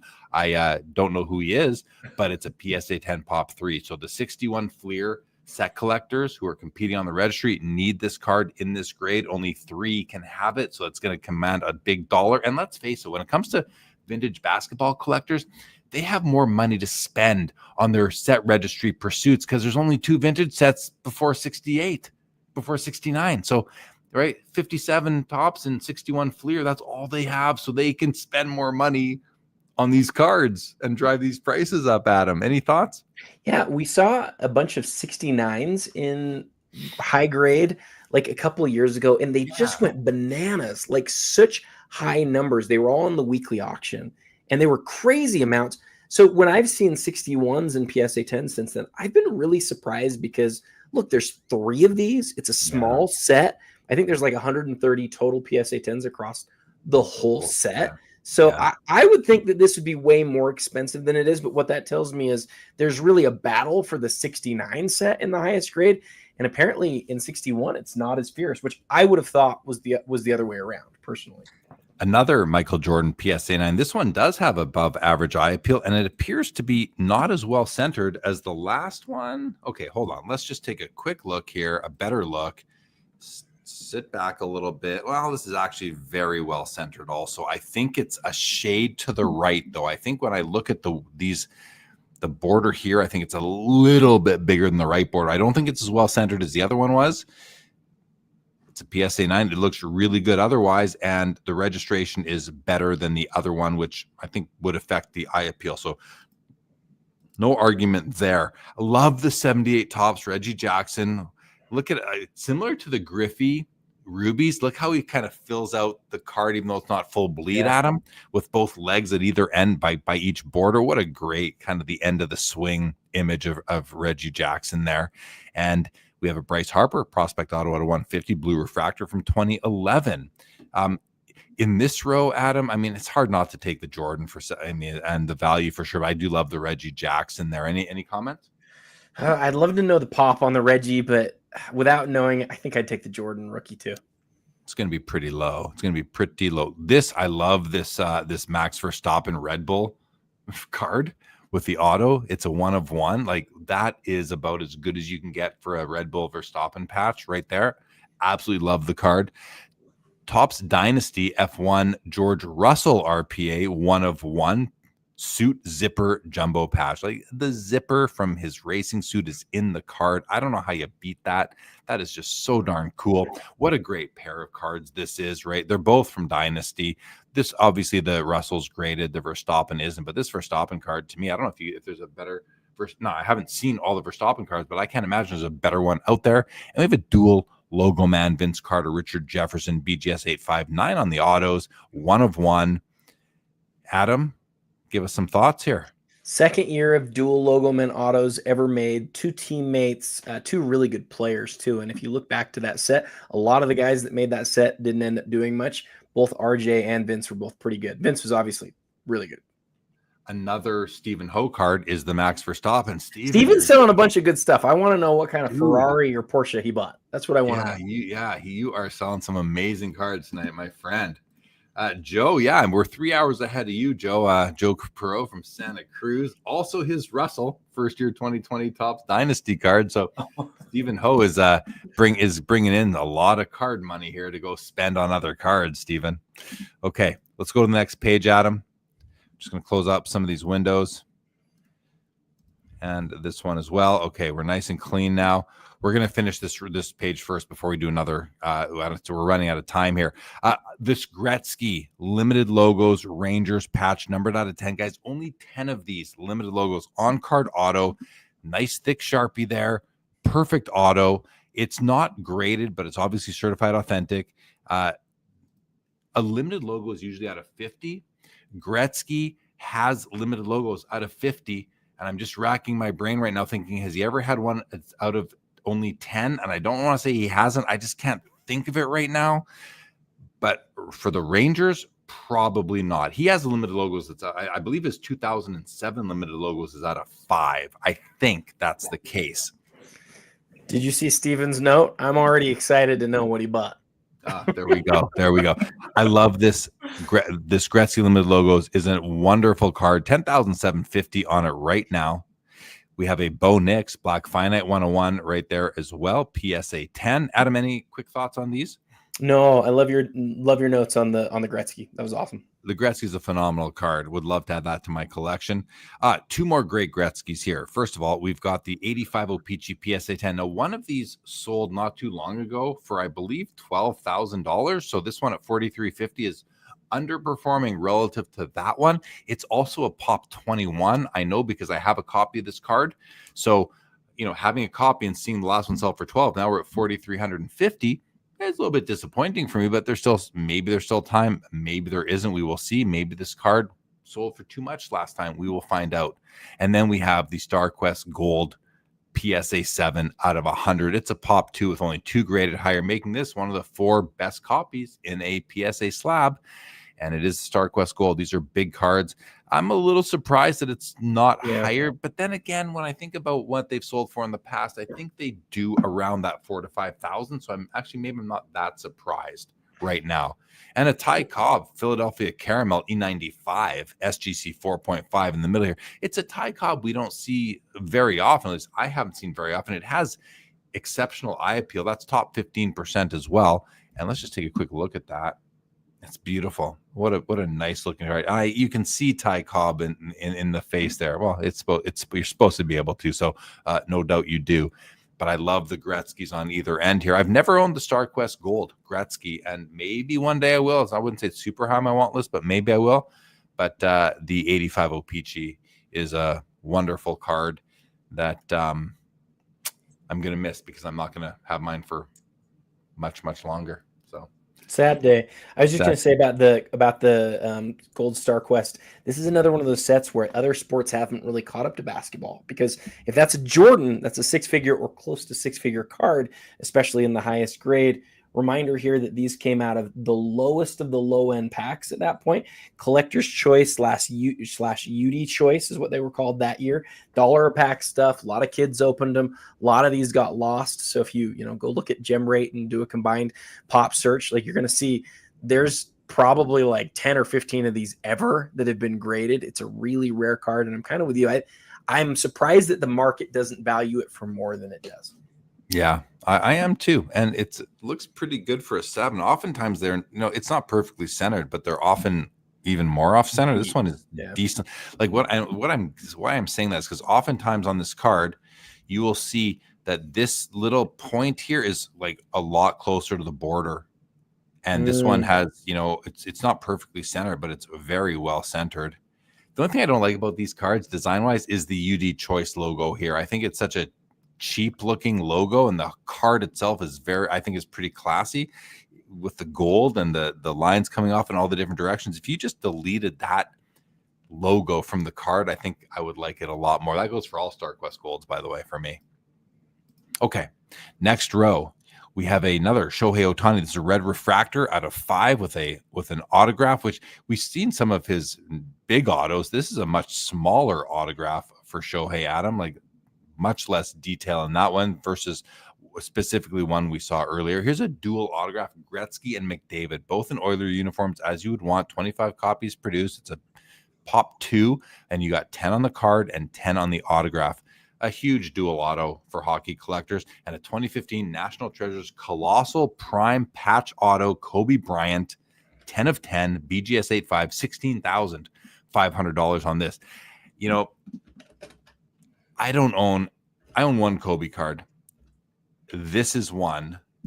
Look at that patch and the auto. Like this is a great Kobe card, Adam. In my opinion, I really like it.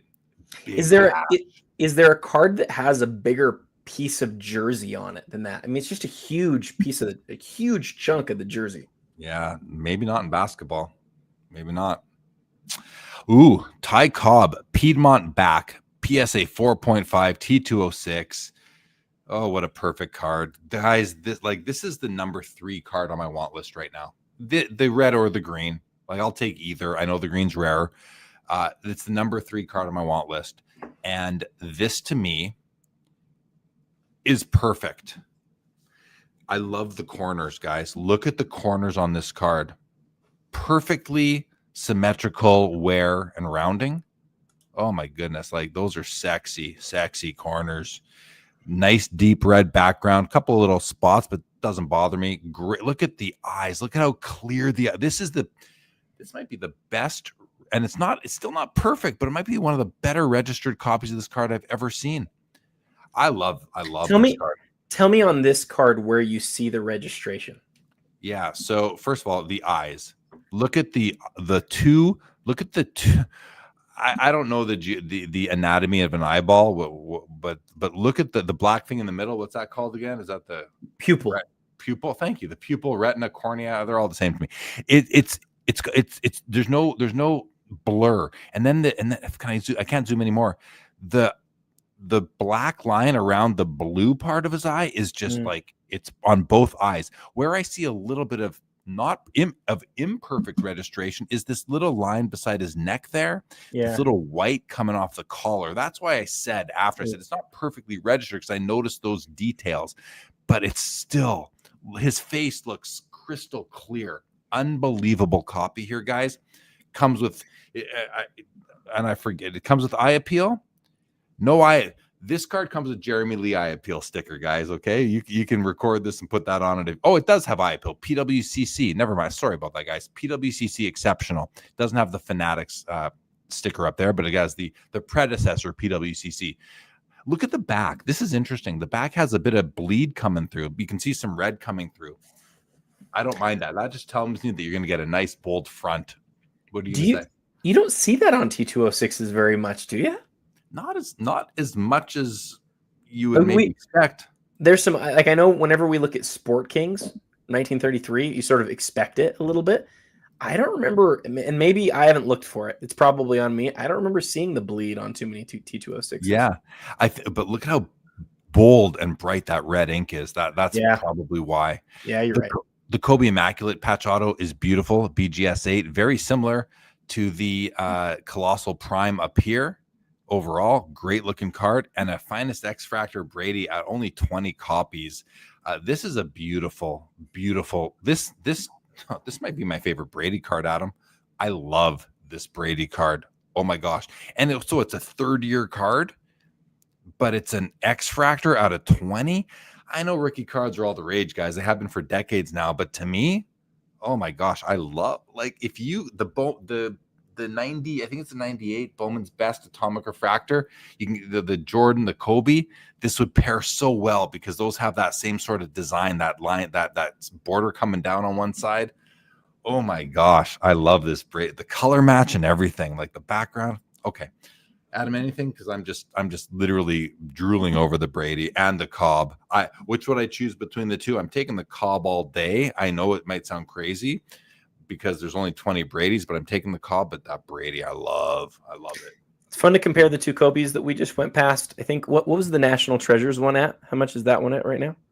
16.5 versus 11.5. So yeah, 50% more. That's interesting. I kind of like that. The other one, I think that the Immaculate's a little bit older, right? But that's not my favorite year of the Immaculate Jumbo.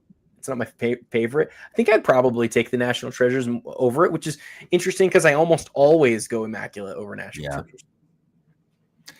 Oh, here's the green portrait Ty Cobb in a PSA 4 at 12,500, where the red portrait is higher graded, but it's the red, so it's at 11,000, and the green is the rarer of the two versions, and it's a great green. It's more off-centered. It is off-centered compared to the red. It's high. The green background isn't quite as bold as the red. It's still a great card. I mean, you can't go wrong with either of them. And a lot of people would argue you can go more right with the green. It's just more highly pursued because it's a rarer version. It's still also beautiful. But I really like this Kevin Durant exquisite RPA here, Adam. And at one point in time, this might have been the challenger to the Steph Curry being among the best basketball RPAs of all time. And maybe to this day, it's the number 4. Is it? You've got Giannis. You've got. I would say it's probably number 4. I think you nailed it. It's probably LeBron, Steph, Luka, KD. That's probably the order. Yeah. And there's another Tatum RPA, National Treasures with an all-white patch, beautiful auto, 9.5, sitting at $19,000. True gem, by the way, on this Tatum RPA. Michael Jordan UD Chevy Blazer PSA 10s at 13,000. This is a PSA 1. I have to say I'm laughing internally when I said Chevy Blazer. Never said that on the show before, Adam. Aaron Judge Bowman Chrome Draft Blue Refractor at a 99 with a great color match and a big bold blue auto. And the 08 Exquisite Scripted Swatches LeBron James auto patch out of 23. 08 Exquisite. I don't think we've ever covered this card before, Adam. I don't recall seeing this card before. 10,250 on this with a really nice silver auto that's popping off that patch. You got a card and a game used jersey all in one package here with this one, guys. Adam, tell us a bit about the Chevy Blazer, if you don't mind, and whatever else you'd like. You know what? I hate to say it. I don't know the story of this card. I really don't. Stumped him. We being us and Fanatics Collect have stumped Adam Gray. I need to research it. I don't know the story. If anyone in the chat knows, I would love to hear it. The LeBron, though, you pointed out something that I love. That and the Jordan scripted swatches. So we've got two scripted swatches in the same auction. Both of them, unbelievable autographs on those cards. And why I think that's interesting is when these cards started to come out, people talked about how, oh, you know what? These autographs that are on fabric, they're going to fade. They're not going to stand the test of time. And what's interesting is some of these autographs, like the Jordan's almost 20 years old. The LeBron here is almost 20 years old. Those look just as good as most autographs do on cards. I think if you compare them to the other exquisite inserts, they're priced super favorably, meaning they're a lot less expensive. And they give you just as good a patch, just as good an autograph. And I think people were wrong. I think most of those autographs are going to stand the test of time because they have. Yeah, agree. All right, we have a Prism Gold Justin Herbert rookie at a 10. It's a PSA 9 at $9,125 with the auto. It is a sticker auto, but it's still a beautiful auto on there. Tatis Jr. Bowman Chrome Orange Refractor out of 25 at $19,000. It's a True Gem Plus. And the rookie Ticket Contenders auto Gold Shimmer Cade Cunningham PSA 9. It's a 1 of 1 it's a 1 of 1. The card itself is a 1 of 1. That's a nice Cade card, Adam. I really like that. $7,250 on that one. Any thoughts on these three? No, but I think it's interesting. We were talking about earlier today, the Thunder versus the Grizzlies, and it was like, oh, the Thunder are just getting destroyed by the Grizzlies. The Thunder came back and won. So much for that. Stephen Ho says, regarding the MJ Chevy Blazer, saw an Instagram clip that you got the card when you bought the car. And wow. Dennis says, scripted swatches is my favorite exquisite subset. Not each card are made the same. Yeah, those different. And that goes for most patch cards, but it makes sense. You have the different patch, the different auto for sure. We've got another Justin Herbert rookie. This is the National Treasures Red. It's a 1 of 1, PSA 9. We have a Messi Panini National Sport Collector Convention VIP Gold Black Prism 1 of 1 PSA 9 at $3,700, and we have the Skybox EX Century Duncan Go Nuts Jordan. This is the gold parallel, the very elusive gold parallel BGS 10 pristine. I say that tongue in cheek. It's actually discolored. These should be crystal clear or almost crystal clear. $16,000 for the BGS 10 pristine, discolored Michael Jordan. Duncan. Now, Adam, in your experience, like for me, I don't like them when they go yellow like this. Is that just me, or do many people? Do me a favor, Adam. Compare this to greening on a Kobe Topps Chrome Refractor. Super, yeah, great comparison. Is any better, or is one better or worse than the other? That's a great question. I think that this card, we believe, has turned yellow predominantly because of light, but the Kobe, we don't know as much. We've done tests. We've seen lots of people sort of try to figure out if it's humidity, if it's whatever, but we know those cards sometimes come out of the pack already green. I don't believe the Duncan Go Nuts gets this color unless it's been like exposed to a lot of light. Did the auction end? Because we're not counting. No, it did not. It did not end yet. Okay, Adam, we're gonna save some this or that's, I think, for the end, because we have more cards to get through here, and I'd like us to get to as many as we can before because we're seeing the clock. You're doing great. You're crushing it. Topps Chrome Black Refractor LeBron out of 500. Beautiful card. PSA 9 15,750. Chet Holmgren RPA out of 99 with a 10 on the card and a 10 on the auto. Pop 3, 18.5. LeBron James Brilliance Black, 1 of 1 from 2013. This is a 1 of 1 LeBron James from Panini Prism. How is this at only 10,750, Adam? What am I missing here? Second year Prism, Black 101. Probably the first year of Black 101s. Yeah, it's an insert that people don't know and love. Okay. Let's keep rolling. This Yamamoto rookie Nike patch is pretty cool. 101. There's another Cade RPA that we've seen one earlier. This is out of 99. It's a PSA 9. Beautiful patch on the Cade right there. Another cheap-ish LeBron 1 of 1 from Panini Prism. So you have two. You can pick up 2 LeBron James 101s from Prism here tonight, guys, for under 20 grand. Like, that never happens. You're right. So, I don't know. You're right. That seems pretty interesting.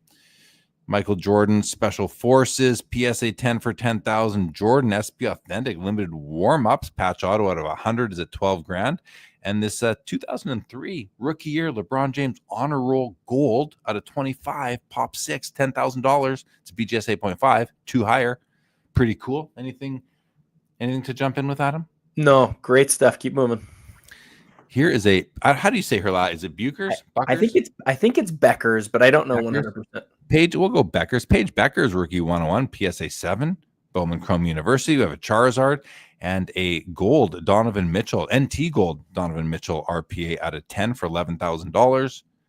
Here is an Ayrton Senna F1 scratch and play rookie PSA 8 Pop 6.2 higher. That's pretty cool. $4,400. An 07 Exquisite Collection limited logos. This is a rookie year Kevin Durant limited logos. Amazing.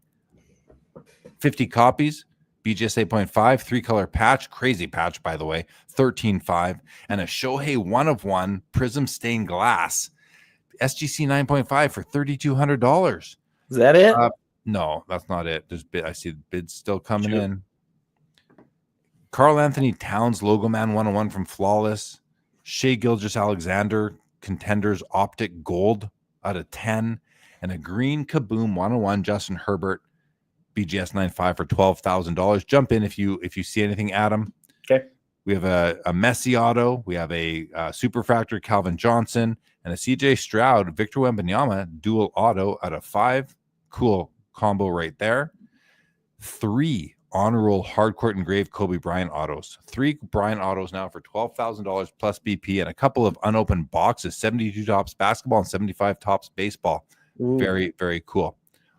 Page 9, second last page, guys.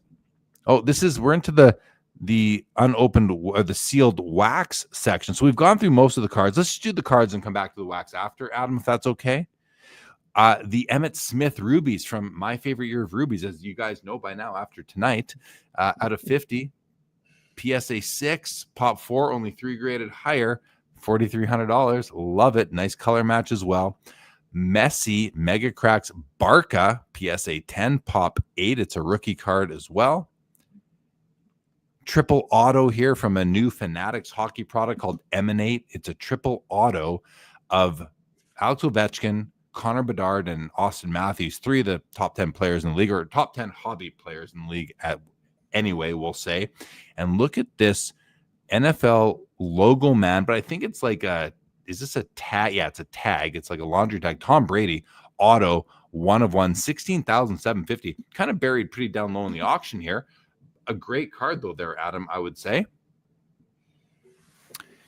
We have an Ellie De La Cruz. We have another Tom Brady rookie from Playoff Momentum at only 60 copies, BGS 8.5, and a Bowman Chrome Refractor IP auto. That's a $95,000 for this card, Adam. Lot number 207 is coming in at $95K. Yeah, that's our friend Diamond Card Collector who just jumped on here. This is one of his cards, highest graded. I believe there's 2 of these. Let me know if we're wrong about that, but I believe that there's only 2 that are graded that high. And you compare it to other elite cards that have an in-person autograph. And it doesn't have that for whatever reason, at this point, at least, if the auction were to end right now, its multiplier is so much less than like if a Jordan rookie was to have an auto added or any other significant card. So 2 no period. Wow. Two known copies for sure. Yeah, this is a big card. Like I think this is a big card with that IP auto, which does grade out a 10 as well. Mikey says the die cut Brady is nice for the price. Nice to hear. And hello to Diamond Card Collector again for joining us here on the show. We have a Lando Norris F1 zipper card, 1 of 1. These are just cool cards. Look at the Enzo Ferrari from 1920. SGC1, $2,000. Like it's a pop 2, none graded higher, guys. It's an SGC1 pop 2, none graded higher. That's a cool Enzo Ferrari. And the Bowman Chrome Refractor Tom Brady PSA 8. What a great card. 22.5 for the 8. Okay, last page of the auction, and we have a beautiful. Oh, Adam, we've seen 3 nice Kobe patch autos. This is easily my favorite. $85,000 worth of favorite right here. What a gorgeous card. I really like the design on the 04 Topps Chrome. This is the Drake May rookie auto, number 2 of 2, PSA 10, pop 1. We have a Donovan Mitchell RPA from National Treasures out of 5, BGS 9.5, pop 4, none higher. It's a true gem, 11,750. And we got to the end of the auction, Adam, before it ended. Nice. Both those are F1 cards are both Stephen Ho's as well. This Carl Sainz probably is as well. Another zipper, 1 of 1. Carlos Sainz, amazing card. Yeah. Very cool, Stephen Ho. His Lando and his Enzo, yep. And the 1999 Upper Deck game jersey, Michael Jordan patch auto out of 23. Adam, talk about this card. I know that's a beast. Can we go back up to the Kobe real quick? That's like my favorite card of the whole auction. It's up there for me too. Can I just give me 2 seconds? I'll be right back. You talk about that, okay? Sure, yeah. Thanks for giving me a sec on this one. So the reason that I love this card, obviously, as Jeremy points out, aesthetically, it's amazing. But this is the year that, for whatever reason, Exquisite decided to take the 3 big limited logos from the set, and instead of numbering them as they usually did, which is a little bit of a higher number, they made the 3 Jordan, Kobe, and LeBron each serial number to their jersey number.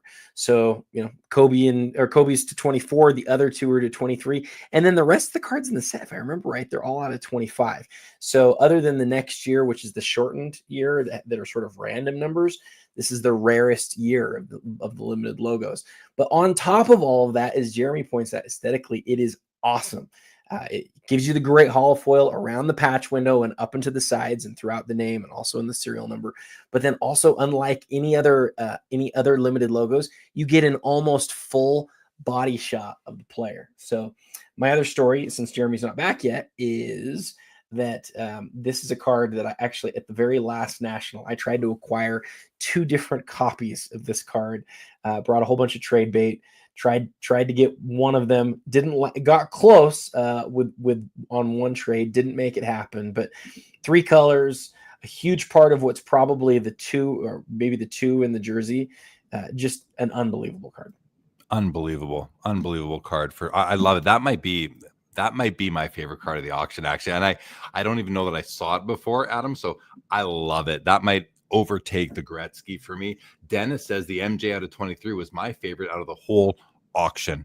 Talking about this one right here. You didn't say anything about the MJ here. It's at $72,500 right now. The clock keeps on resetting, so we're not done yet. But Adam, before you speak of this, let's just take a look at the auto. I think it's really good. Yeah, it's a gorgeous autograph right there. Red jersey swatch right there. Nice gold lettering on game jersey. BGS 9.5. Amazing card, Adam. What do you feel? How do you feel about this piece? How important is it? So it's interesting. The year before is the one that has 6 different variations, but I don't know about this one. I don't know how many there are. I don't know. I think there might be like 1 in Series 1 and 1 in Series 2 or something like that, but we certainly see it a lot less than we see the year before. Maybe this is the only version. Dennis knows about these things. Dennis, do you know, is this the only version that exists from 99? To me, that's what Grant says. That's why we see it as infrequently as we do. And that's probably why Dennis is saying that it's his favorite, because, there's just one version. That's sort of a big deal. Just Joe Jackson's just making a quick little appearance there through the screen. Okay, guys, we got to the end of the auction. We got through all the items. We didn't look at the wax too much, so let's just go have a look at the sealed product here quick. I think there was some on page 9. This Topps box is a huge number. That's a big number for that box. The 09 Topps basketball Yeah, jumbo and- rack pack sealed. Oh, it's a rack pack. I didn't realize that. I thought it was regular. This is the box where we still haven't seen the Steph Super. And so is there a chance? Yes, there's a chance that the Steph Super could be in there and your $30-something thousand turns into X number of millions of dollars. Yeah. But you have here's the question. Do you think that the buyer of this card opens the product looking for the Steph Superfractor, or do you think that this is an investment piece and they then hope that the Superfractor never surfaces? Good question. Yeah. Or is it bought by a breaker kind of and they just, open this thing up? Well, that's a very cool piece of cardboard history right there. 1976 Topps football, unopened box. We have the 80 basketball with the panels with the Magic Johnson, Larry Bird. Amazingly, they put that card on the front of the box as well, which is really awesome right there. And notice that they show the two being broken apart. I love that about that. That's what they wanted you to do, right? Which I was buying those packs as a kid, and I was separating them. I remember very clear. I have a vivid memory doing that in the back of my mother's station wagon in probably 1982. 85 O-Pee-Chee wax box. BBCE. This is cheap. It's also got the Lemieux on the bottom of it, which is really cool. And it's BBCE authenticated. Is it wrapped? It is wrapped. All BBCE is wrapped. It's got the tape on it. Like, I don't know, 66 and a quarter seems like a great deal to me. I don't know. 48 packs? 48 packs. That's pretty cool. Did they do that in hockey a lot? They did. There a few times, yeah. Not every year, but a few times, yeah. Cool. 72 Topps football. Series 2, 24 packs. 87 Fleer basketball. We got a Star Wars box, Series 1. That's the first Star Wars packs right there. Awesome. A couple of cases of National Treasures basketball here. They're the same thing. One's at 44, one's at 46. 2018 NT basketball, 2020 Prism football, 2017 NT basketball, 2018 Select basketball, 2018 Bowman Chrome baseball, HTA choice case. We have a 2024 Shohei Ohtani game use 47th home run baseball from his 50-50 season. Wow. That's pretty cool.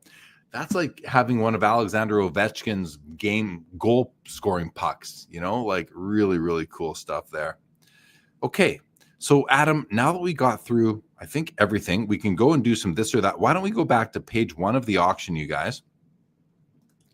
And let's actually, so we can see what we're at 370, 290. That's a big number for a Jordan 86 Fleer nowadays, because that's 290 plus another 58K or so. It's a 348 grand. It's most we've seen in a while, I think, for a Jordan rookie. Look at that 135 on the 4 of 4 now, Adam. That card is what was it at when we started the show? Do you remember? I think it was 85. Yeah, it was lower. It's up to 135 now. The 86 Fleer box is up to 150. The Brady Contenders rookies at 85, but the champ ticket is at the top at 240. Ultra Stars Gold 87.5. Scripted swatches, well, sort of. Yeah, it is a scripted swatch. Never mind. 48K for the Jordan. 140 on the mantle. 5. This beautiful card here. The Upper Deck Black LeBron Jordan 82.5. 95 on the rookie. 105 on the Curry NTRPA now. Just all sorts of goodness. 72.5 on probably my favorite Luka card right there. This look 87.50. That really hasn't changed. Let's resort, Adam, and go by highest price. A lot of it's going to stay the same, but we're going to see some differences. You missed the Shohei orange. One of the cards of the night. Oh, right there. $195,000 on the Shohei orange PSA 10 pop 3 out of 25. That is a beast of a card. Unbelievable. All right. So, the Ultra Stars Gold. There's the Kobe. Look at this front page. The page 1 of this auction is just banger after banger, you guys. Unbelievable stuff, Adam. I want to see, just curious here, I'm just going to do a quick search. I'm curious I want to see what that Gretzky patch, tribute patch is at. 28 now. 28,000 for the Gretzky Cup tribute. That is awesome. 10,750 on the limited logos from the Rangers. Second year cards up to 29,250. You know, the Gretzkys are doing well tonight. Besides the 85, I was expecting this one to sell for about triple what it's at right now because, you know, I saw the last comp, which I think was, again, maybe it was 11,000, not 12, but it was 5 figures. And now maybe, who knows, maybe it's the exact same copy. Maybe that one wasn't paid for. I'm not sure. But to me, the Gretzkys are all doing well. Even the StarQuest Gold is doing what I think it would do. The limited logos, I think it's fine. We're definitely at the end here. We just got down to 4 seconds, and there was only one bid. And now we're under 30 again. And Mike Nunya, welcome to the show, brother. You and I have the same card, same favorite card of the auction. I think I do too, Adam. I think me and Mike Nunya do as well. It's a great. I really it's beautiful. Like it's got everything. It's beautiful, rare. It's significant. It's everything you want in a card. Great White Trading is trying to win the 85 OPG hockey box. Good luck. I think good luck, Great White Trading. That's a huge. Did you still want to do that would you rather that you were thinking about? Yeah. We do that for sure. And Zach Swisher says, Grant, I'm going to have to sell the Pippin Altar Stars to fund tonight's purchase. Zach Swisher. I think I know what Zach's bidding on. Zach is making some moves tonight. Welcome to the show, Zach Swisher. 28K on the Gretzky RPA tribute. Unbelievable. Great card right there. Okay, guys, let's do another would you rather or this or that. And we are on to number 5 of the night, Adam, and it is Griffey versus Griffey. We've got the Molten Metal Fusion Titanium PSA 8 versus the Star Rubies PSA 8. The nice thing on these two, Adam, and everybody, these are both out of 50. So it really comes down to, and the grade is the same as well. So it really comes down to which card do you like better? And Adam, for me, this is really tough. I'm going to go with the Rubies because I own one. And like I said earlier, it's among my favorite cards in my whole collection across all sports. So maybe for that reason, I would tonight, if I could only buy one, I would buy the Molten Metal Fusion Titanium. I don't need doubles, but if I could only own one, I'm going with the Rubies, Adam. What about you? I'm going to surprise you. I'm going to do the Rubies, and it's for exactly the reason that you talked about earlier. The way that Griffey fills the card, the movement that the background creates, it's wonderful. If the Fusion was out of 40, it's close enough that if the Fusion was out of 40, I would go with the Fusion. They're the same year, the same amount of the same quantity. Heck, they're even the same grade. So I've just got to go with which card I think is better looking. And that image of Griffey on the Rubies is just, it's too awesome. So for me, that's the answer. I think that's a great answer. And for me, if the Molten Metal Fusion Titanium, I would still go with the Rubies, even if the Molten Metal Fusion Titanium was out of was out of 40, like the basketball ones are. I just love the Rubies. What do you guys think in the chat? We have a couple answers. I'll let you guys know that right now the bids are at 16,000 on the Rubies and 10,500 on the Molten Metal Fusion Titanium. So 16,000 versus 10,500. They both have exactly 30 bids, which is kind of interesting considering they're both out of 50 and they both have the same grade as well. So let's see what you guys think. We'll go to some comments now, Adam. Lantern says Rubies. Dennis cannot decide. Dennis, I want an answer out of you, please. He says it's tough. I know it's tough, but what do you think? Linda's first says Star Rubies. Love Griffey running the bases. So many cards already with him swinging. Yeah, and it's like he's running. I can't tell if is he turning second base or third, or is he actually going in for a slide? I think he might be going in for a slide, and he might be sliding into third or home there. It's tough to say. Laura is taking the Rubies. Grant Slayton is taking the Molten Metal Fusion Titanium. I think it has the Rubies crushed on Pop Reports. So you're going by, but the print runs the same. So Pop Report, I don't know. To me, it's like I don't care about the Pop Report at that point. But but I get it. I get that approach. John Townsend is taking the rubies. Mikey's taking the fusion. I like the batting stance more, but wish the image was bigger. But the reason for that, Mikey, is you probably notice it leaves room for that laser etched image of him. There's a laser, like, right? You have two images of him actually. So if you didn't know that, but I have to think you did. Professor is taking the rubies. Stephen Ho is taking the titanium. Andrew says he's about to slide. Yeah, it kind of looks like that. Dennis says, if his hat is backwards, it's the die cut. I'd go fusion, otherwise rubies. And Andrew is taking the rubies. So it's kind of split, Adam. Where are you at? I told you, the rubies. Oh, you did. You did. Thank you. You did tell me. Okay. Let's do another this or that. The clock is still going. So let's do another one, Adam. How about this one right here? We're at hockey. RPA versus RPA, Alexander Ovechkin versus Connor McDavid, both graded mint 9s. The Ovechkin is PSA, the McDavid is BGS, both on card autos. The Ovechkin RPA is game used, which is Ovechkin, and even if the McDavid was game used, I would still go Ovechkin. Adam, you want to pipe in on this one? Ovechkin for 3 different reasons. One, it's the first year of the cup. 2, Ovechkin's already done it, right? He's already, like, there's no question about it. Sorry, yeah, he's already done it, and we know his legacy is baked. And then you mentioned every time we look at this McDavid, we always notice that writing behind the autograph that we wish wasn't there. So for me, it's Ovechkin easily. This one is very easy for me. Agree with your comments for sure. Now from the chat, Andrew is, that was from before. EJ Ferrer says it's 1 a.m. and Jeremy is still on the ground. I just saw EJ at the event that I was hosting that I couldn't really be at tonight. He says, happy to finally get to your side of the hobby. See ya. Yeah, I'll see you tomorrow, buddy. Good to see you. Thanks for jumping in. Linda's first says Ovechkin, first year of the cup. Stephen O, Ovechkin, hands down. Professor Ovechkin. More hockey cards, please. Says, have you ever seen McDavid win a cup? I haven't. More hockey cards. Have you? McDavid hasn't won a cup, so no one has seen him win a cup. Lantern says McDavid, but extreme bias is involved, and that's okay. And by the way, more hockey cards. I was just bugging you on that one. Jeff Hart says, talking to EJ, Jeff Hart takes Ovechkin. Turpin Force says, my favorite Griffey Jr. isn't even high priced. It's him blowing the big bubble with bubble gum. And more hockey cards says, it's Ovi all day, and I'm a Crosby guy. Well, you can be a Crosby guy and pick Ovechkin over McDavid.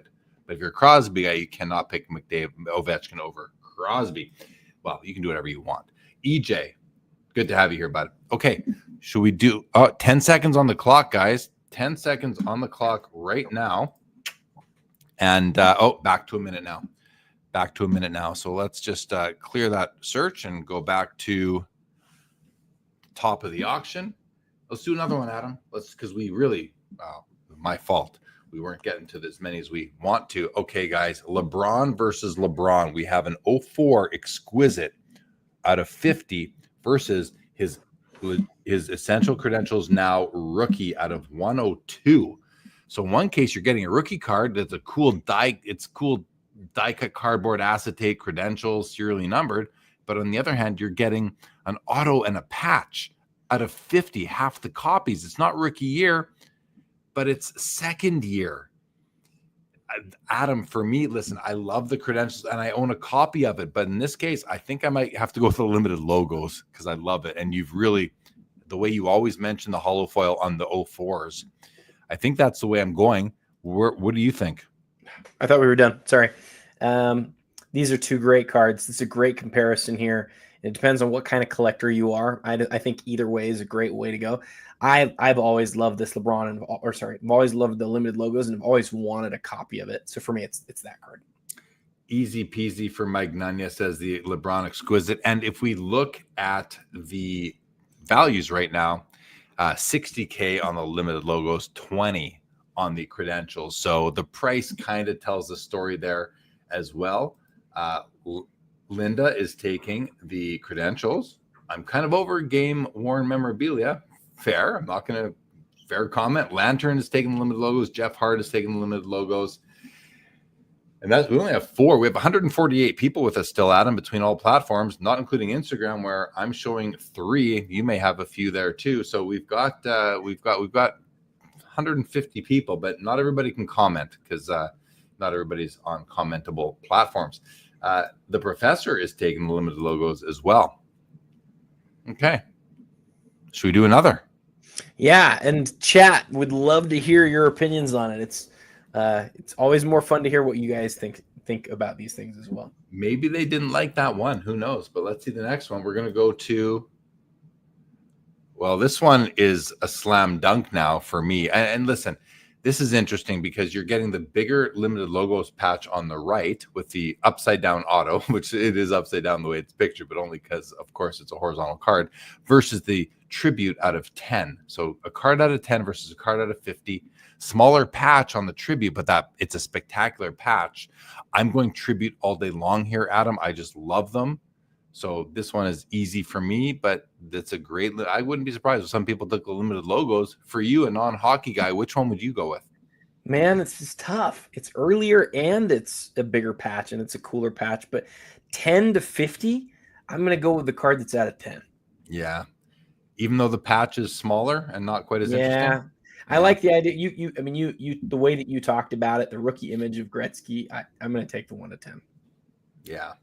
And everyone's agreeing. Linda's first, Lantern, Jeff Hart, Stephen Ho, and it's his card tonight as well.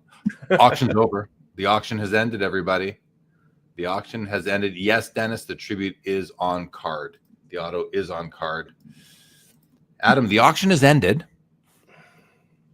And did you win anything? Any $150,000 cards today? No, I'm that was a once in a lifetime play by me to pick up what I think is a once in a lifetime card.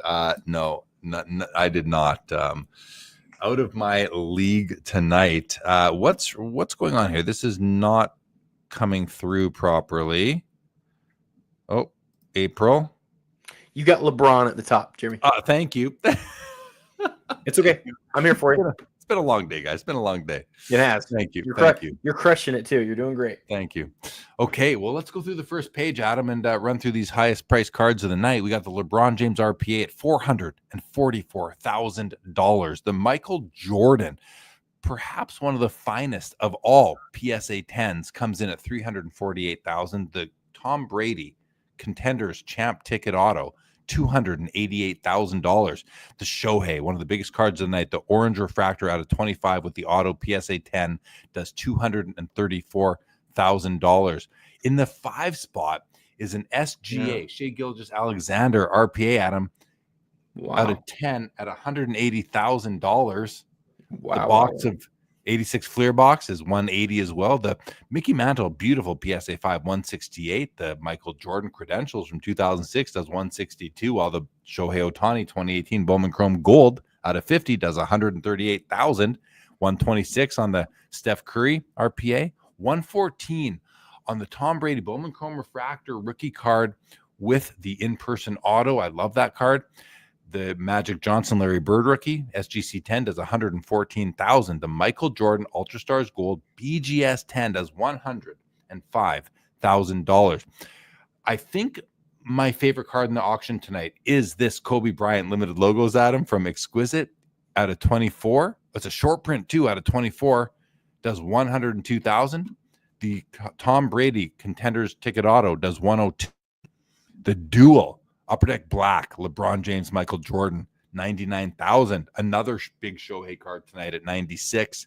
The Steph Curry Topps Chrome Refractor does $90,000. Aaron Judge comes in at $90,000. Michael Jordan Jersey Auto, $87,000.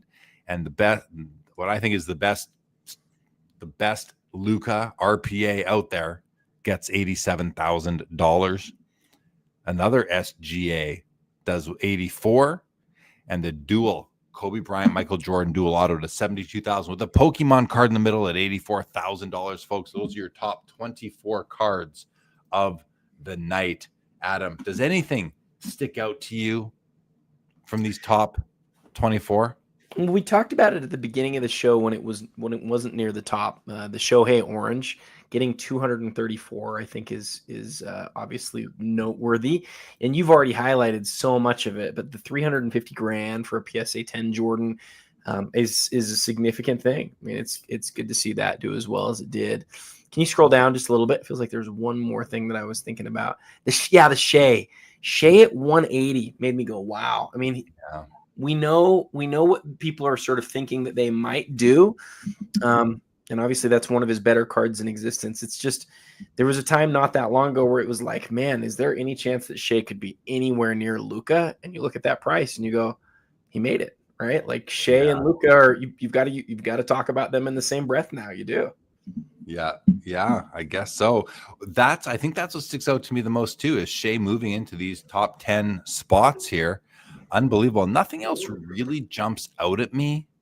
I think everything else makes a lot of sense. Shohei is Shohei.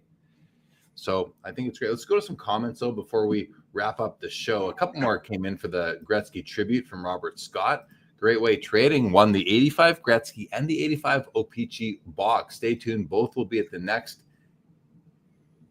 be elsewhere. We don't shout out other platforms on the Fanatics show. Zach Swisher picked up 2 cards. Congratulations, Zach. Congrats. Mike Nunya, how much did the Kobe limited logos? 102, Mike. 102. Some congratulations going around. Zach Swisher, Ant-Man NTRPA for the owner of the company. What is that? I don't understand that. He's saying what he won. He's saying he won 2 cards. He won the Ant NT logo or RPA, and then he also won the what does that mean for the owner of the company? So he worked for a card company. Oh, okay. Yeah. And I now own the triple logo man. I have in my life, have I ever thought I would own a logo man, let alone a triple? Congratulations, Zach. It was a great buy. It was a great buy. It's one of my favorite cards of the whole night, and you got it for under 10 grand. That's a fantastic win, in my opinion.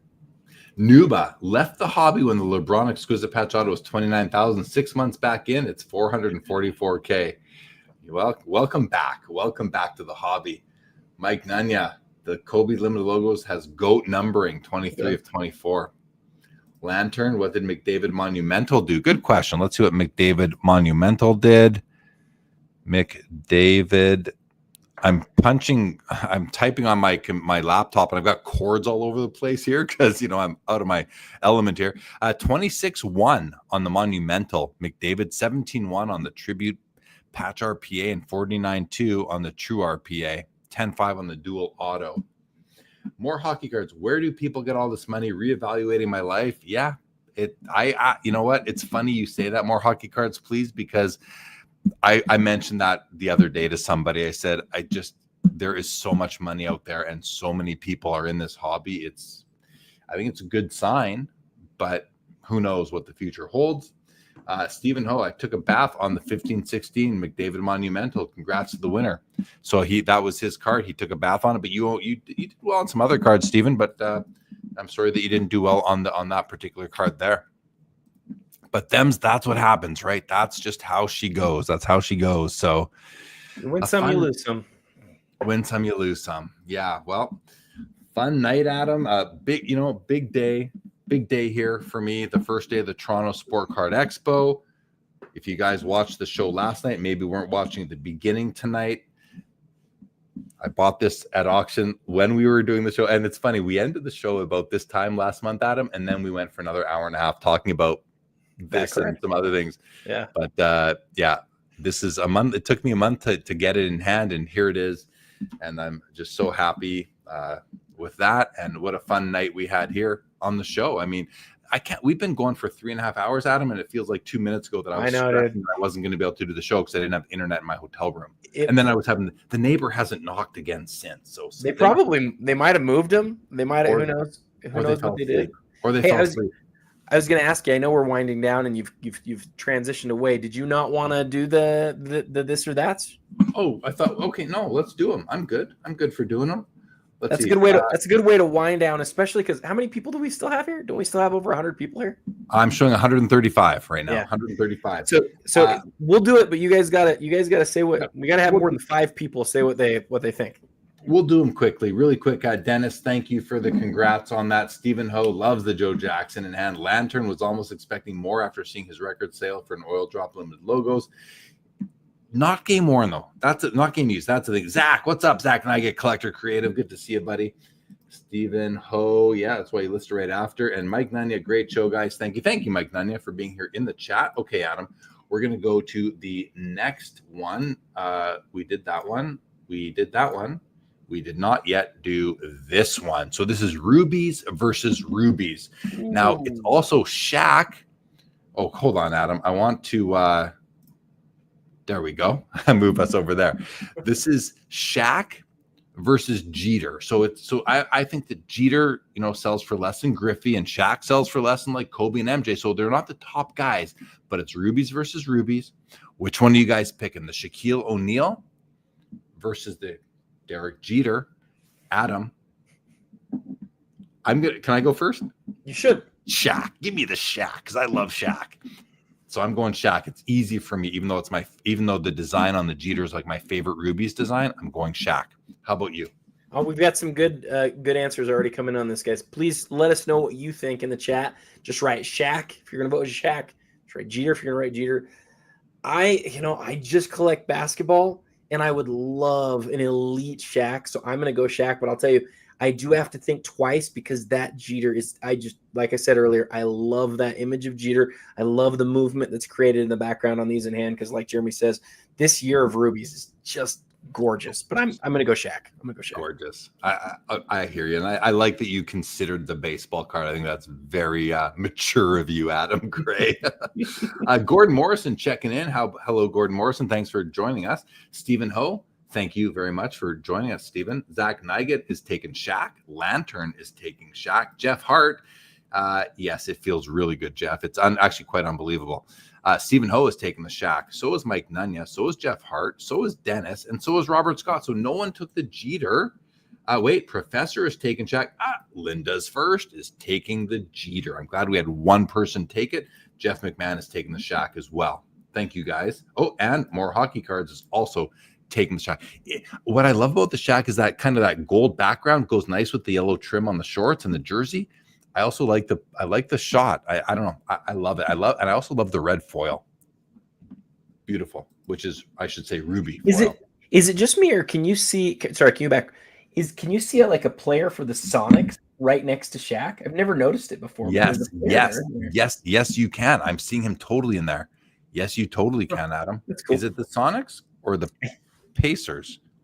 I might be wrong. I saw Sonics, but I could be wrong. Yeah, it could be.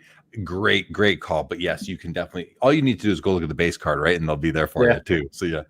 Okay. Wait. Well, we have one more comment here. Joseph is shouting out his boy Adam, and Zach is saying it is in fact the Sonics. Thank you. Okay. Here's the next one, guys. We have the second-year Gretzky PSA 10 versus the Lemieux rookie PSA 10.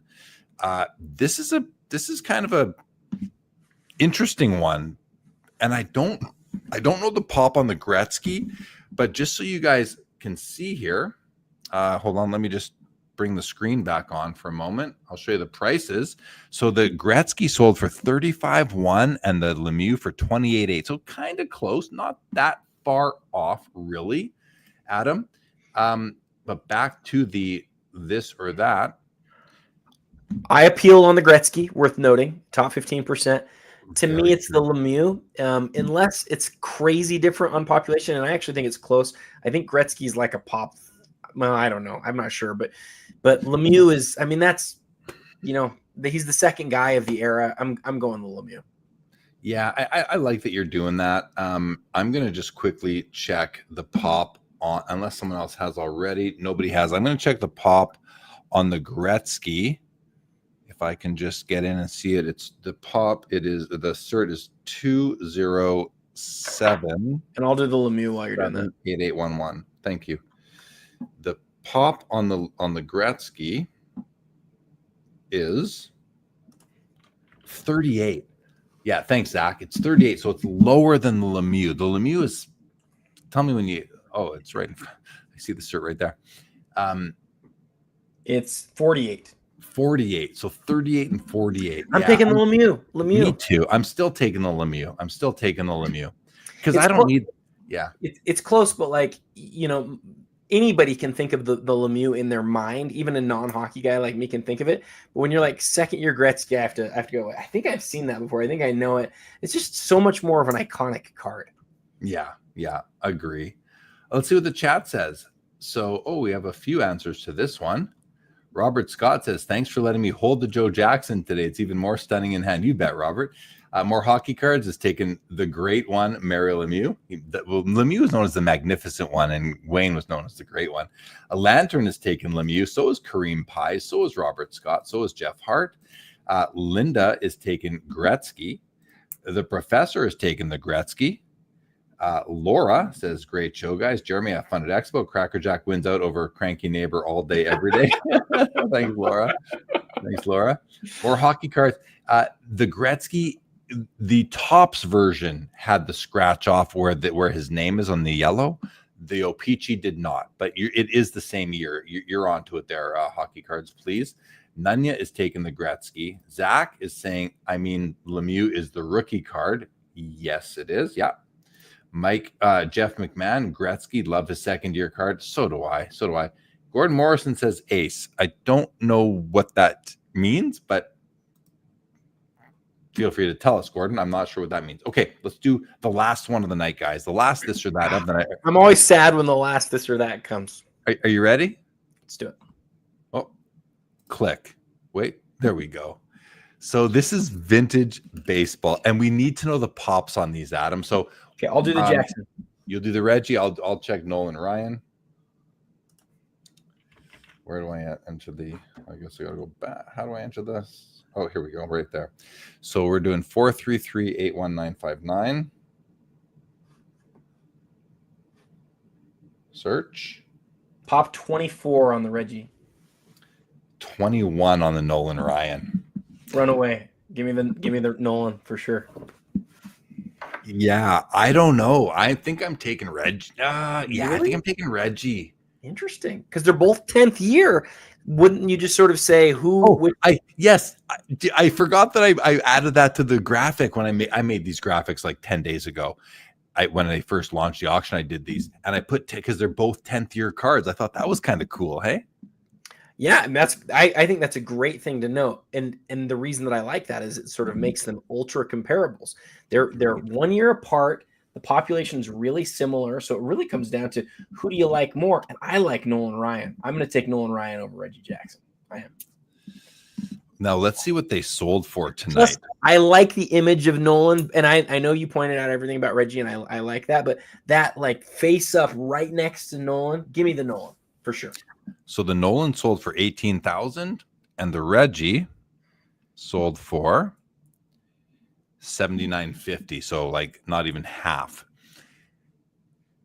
I still like the Reggie card more, and I think because I don't love the Nolan Ryan card. There are Nolan Ryan cards I love a lot more than the 77. So money is an important factor, but I like the Reggie card more, Adam. I just do. Awesome. Yeah.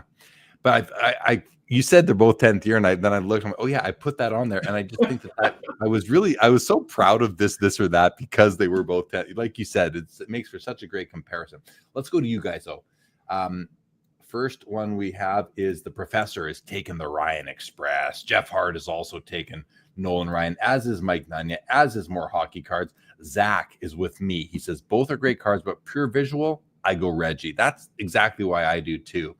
Yes, Kareem Pye's year 10, Nolan Ryan for Lantern, Nolan Ryan for Linda's first. Who cares for Kareem Pye's? Jeff McMahon has taken Nolan Ryan. Robert Scott has taken Reggie Jackson. The swing is timeless, right? That's what I'm seeing too, Robert. Kinger is taking the Nolan Ryan. Loves the coloring. That's interesting. Is it? Yeah, the pink, the yellow, the greens. I like that too. Gordon Morrison says, I was fortunate enough to meet him a couple of times when a good friend of mine, Lyle Odeline, played there. So Lyle Odeline was a hockey player. I don't know who he was fortunate enough to meet, but thanks for sharing the tale with us, Gordon. That's pretty cool. And Kareem Pye says, I can't believe people pay thousands for random 10-year cards. Well, these are PSA 10s, and a lot of people collect the player runs and they compete on the PSA set registry. And that's really, I think, what drives a lot of these values is the low populate. This is grading scarcity that is driving these values. That's all it is. Because these cards, you can find a raw copy of these cards for probably under $20. You know, I'm not talking mint condition or by any means, but I'm talking, you know, EX. So this is a condition thing right there. I would say to that, because I'm not a condition scarcity guy, but when you ever like get into grading and you try to figure out like how's this thing going to grade, and you look at everything that can go wrong with a card from 1976 or 1977, it's pretty incredible when you can get something that could even get close to qualifying. And there comes Mr. Jackson. Guys, I just got this today. So, oh, it's such a beautiful specimen. Well, Adam, this was fun, man. And I'm glad we got to do it, because I have to tell you, for like at least the last hour leading up to this, I was a mess. I was super stressed that I wasn't able to do that. There was going to be no show. And I love doing this show with you. This is an important part of my monthly calendar. I love doing the show. And I know Fanatics loves us doing the show. So I wanted to make sure that we delivered. And it almost didn't happen. This hotel was not cooperating. They tried at first, but then they just basically gave me a service number to call. Literally wrote a number and said, "Here, call tech help yourself." Are you kidding me? Anyway, I'm glad we got it done. It goes by so fast. We're 3 hours, 45 minutes. Who's your buddy who gave you the hotspot? Mikey Singer, he's the guy who kind of runs the Strongsville show, and he runs them on. He runs these shows with his team, and with Steve Menzie, who is kind of owns the expo. But yeah, I call him I have a funny name for him. I put it on the on the thumbnail for the show, the last show that I had him on, which he actually didn't come on because he was on some. I call him the card show maestro. That's what I call him. Well, let's make sure to give him a shout out, because without him, this show maybe doesn't happen today. So thank you, Mikey Singer. I don't know you, I don't think, but thank you for making it possible, because I know I have a lot of fun, and judging based on how many people are on the show, I think it does make a difference to a lot of people. So thank you, Mikey Singer. He just texted me right now. He's watching. He says, he was on pain meds. He's got a pinched nerve in his back. He's basically walking around with a sling all weekend. Poor guy. But he didn't make the show last time on Saturday when I was going to have him on to preview Expo, because he's on medication. He fell asleep. He didn't make it. So no worries. We appreciate and love Mikey. He is the card show maestro, and he does a great job, and he's very well liked by everybody here at Expo. So thank you, Mikey, who is still with us in the chat, or at least on text messages. Let's do final comments, Adam, and then we'll wrap this up. So Reggie says, or not Reggie, Linda says, "Who needs Reggie when you have Joe?" I feel that way. Jeff McMahon says, "Good night, everyone. Have a great X." Thank you very much. Good night to Zach. Thank you, Linda's first son, Michael. Appreciate you being here. Kareem Pies. Yeah, Super Roll cards like antiques. I get that. Late 70s mass-produced 10-tier cards need to be avoided. Well, unless you collect them. Stephen Ho. Good night, Stephen. Thank you for joining us, and hope you're happy with your sales, generally speaking. I know one was a little bit disappointing, but I think you did well on some other ones. I hope you did. Professor, thank you very much. I'll be talking about the expo for sure. Today was just day one, and I was preoccupied with the Joe Jackson thing today. Robert Scott, you bet, buddy. Thank you. And Jeff Hart, thank you so much for being here. Guys, Adam, any final words? Thanks always, chat, for being here. You guys make it happen. Jeremy, always a pleasure. Thank you, Adam. Thank you, chat. Appreciate you guys. Thank you, Fanatics Collect, for providing us such great content to discuss tonight. What a great auction. Look forward to seeing people at the expo tomorrow. I will be there all day, although it is now 1:17 a.m. where I am, so I will probably be sleeping in and not getting there as early as I usually do. Thank you, Adam. Guys, with that, this episode of the Fanatics Collect Premier Auction Ending Watch Party for April 2025. I believe this is our 47th episode, Adam. 47th consecutive month. Nuba, thank you very much. This episode is now over. Good night, everybody.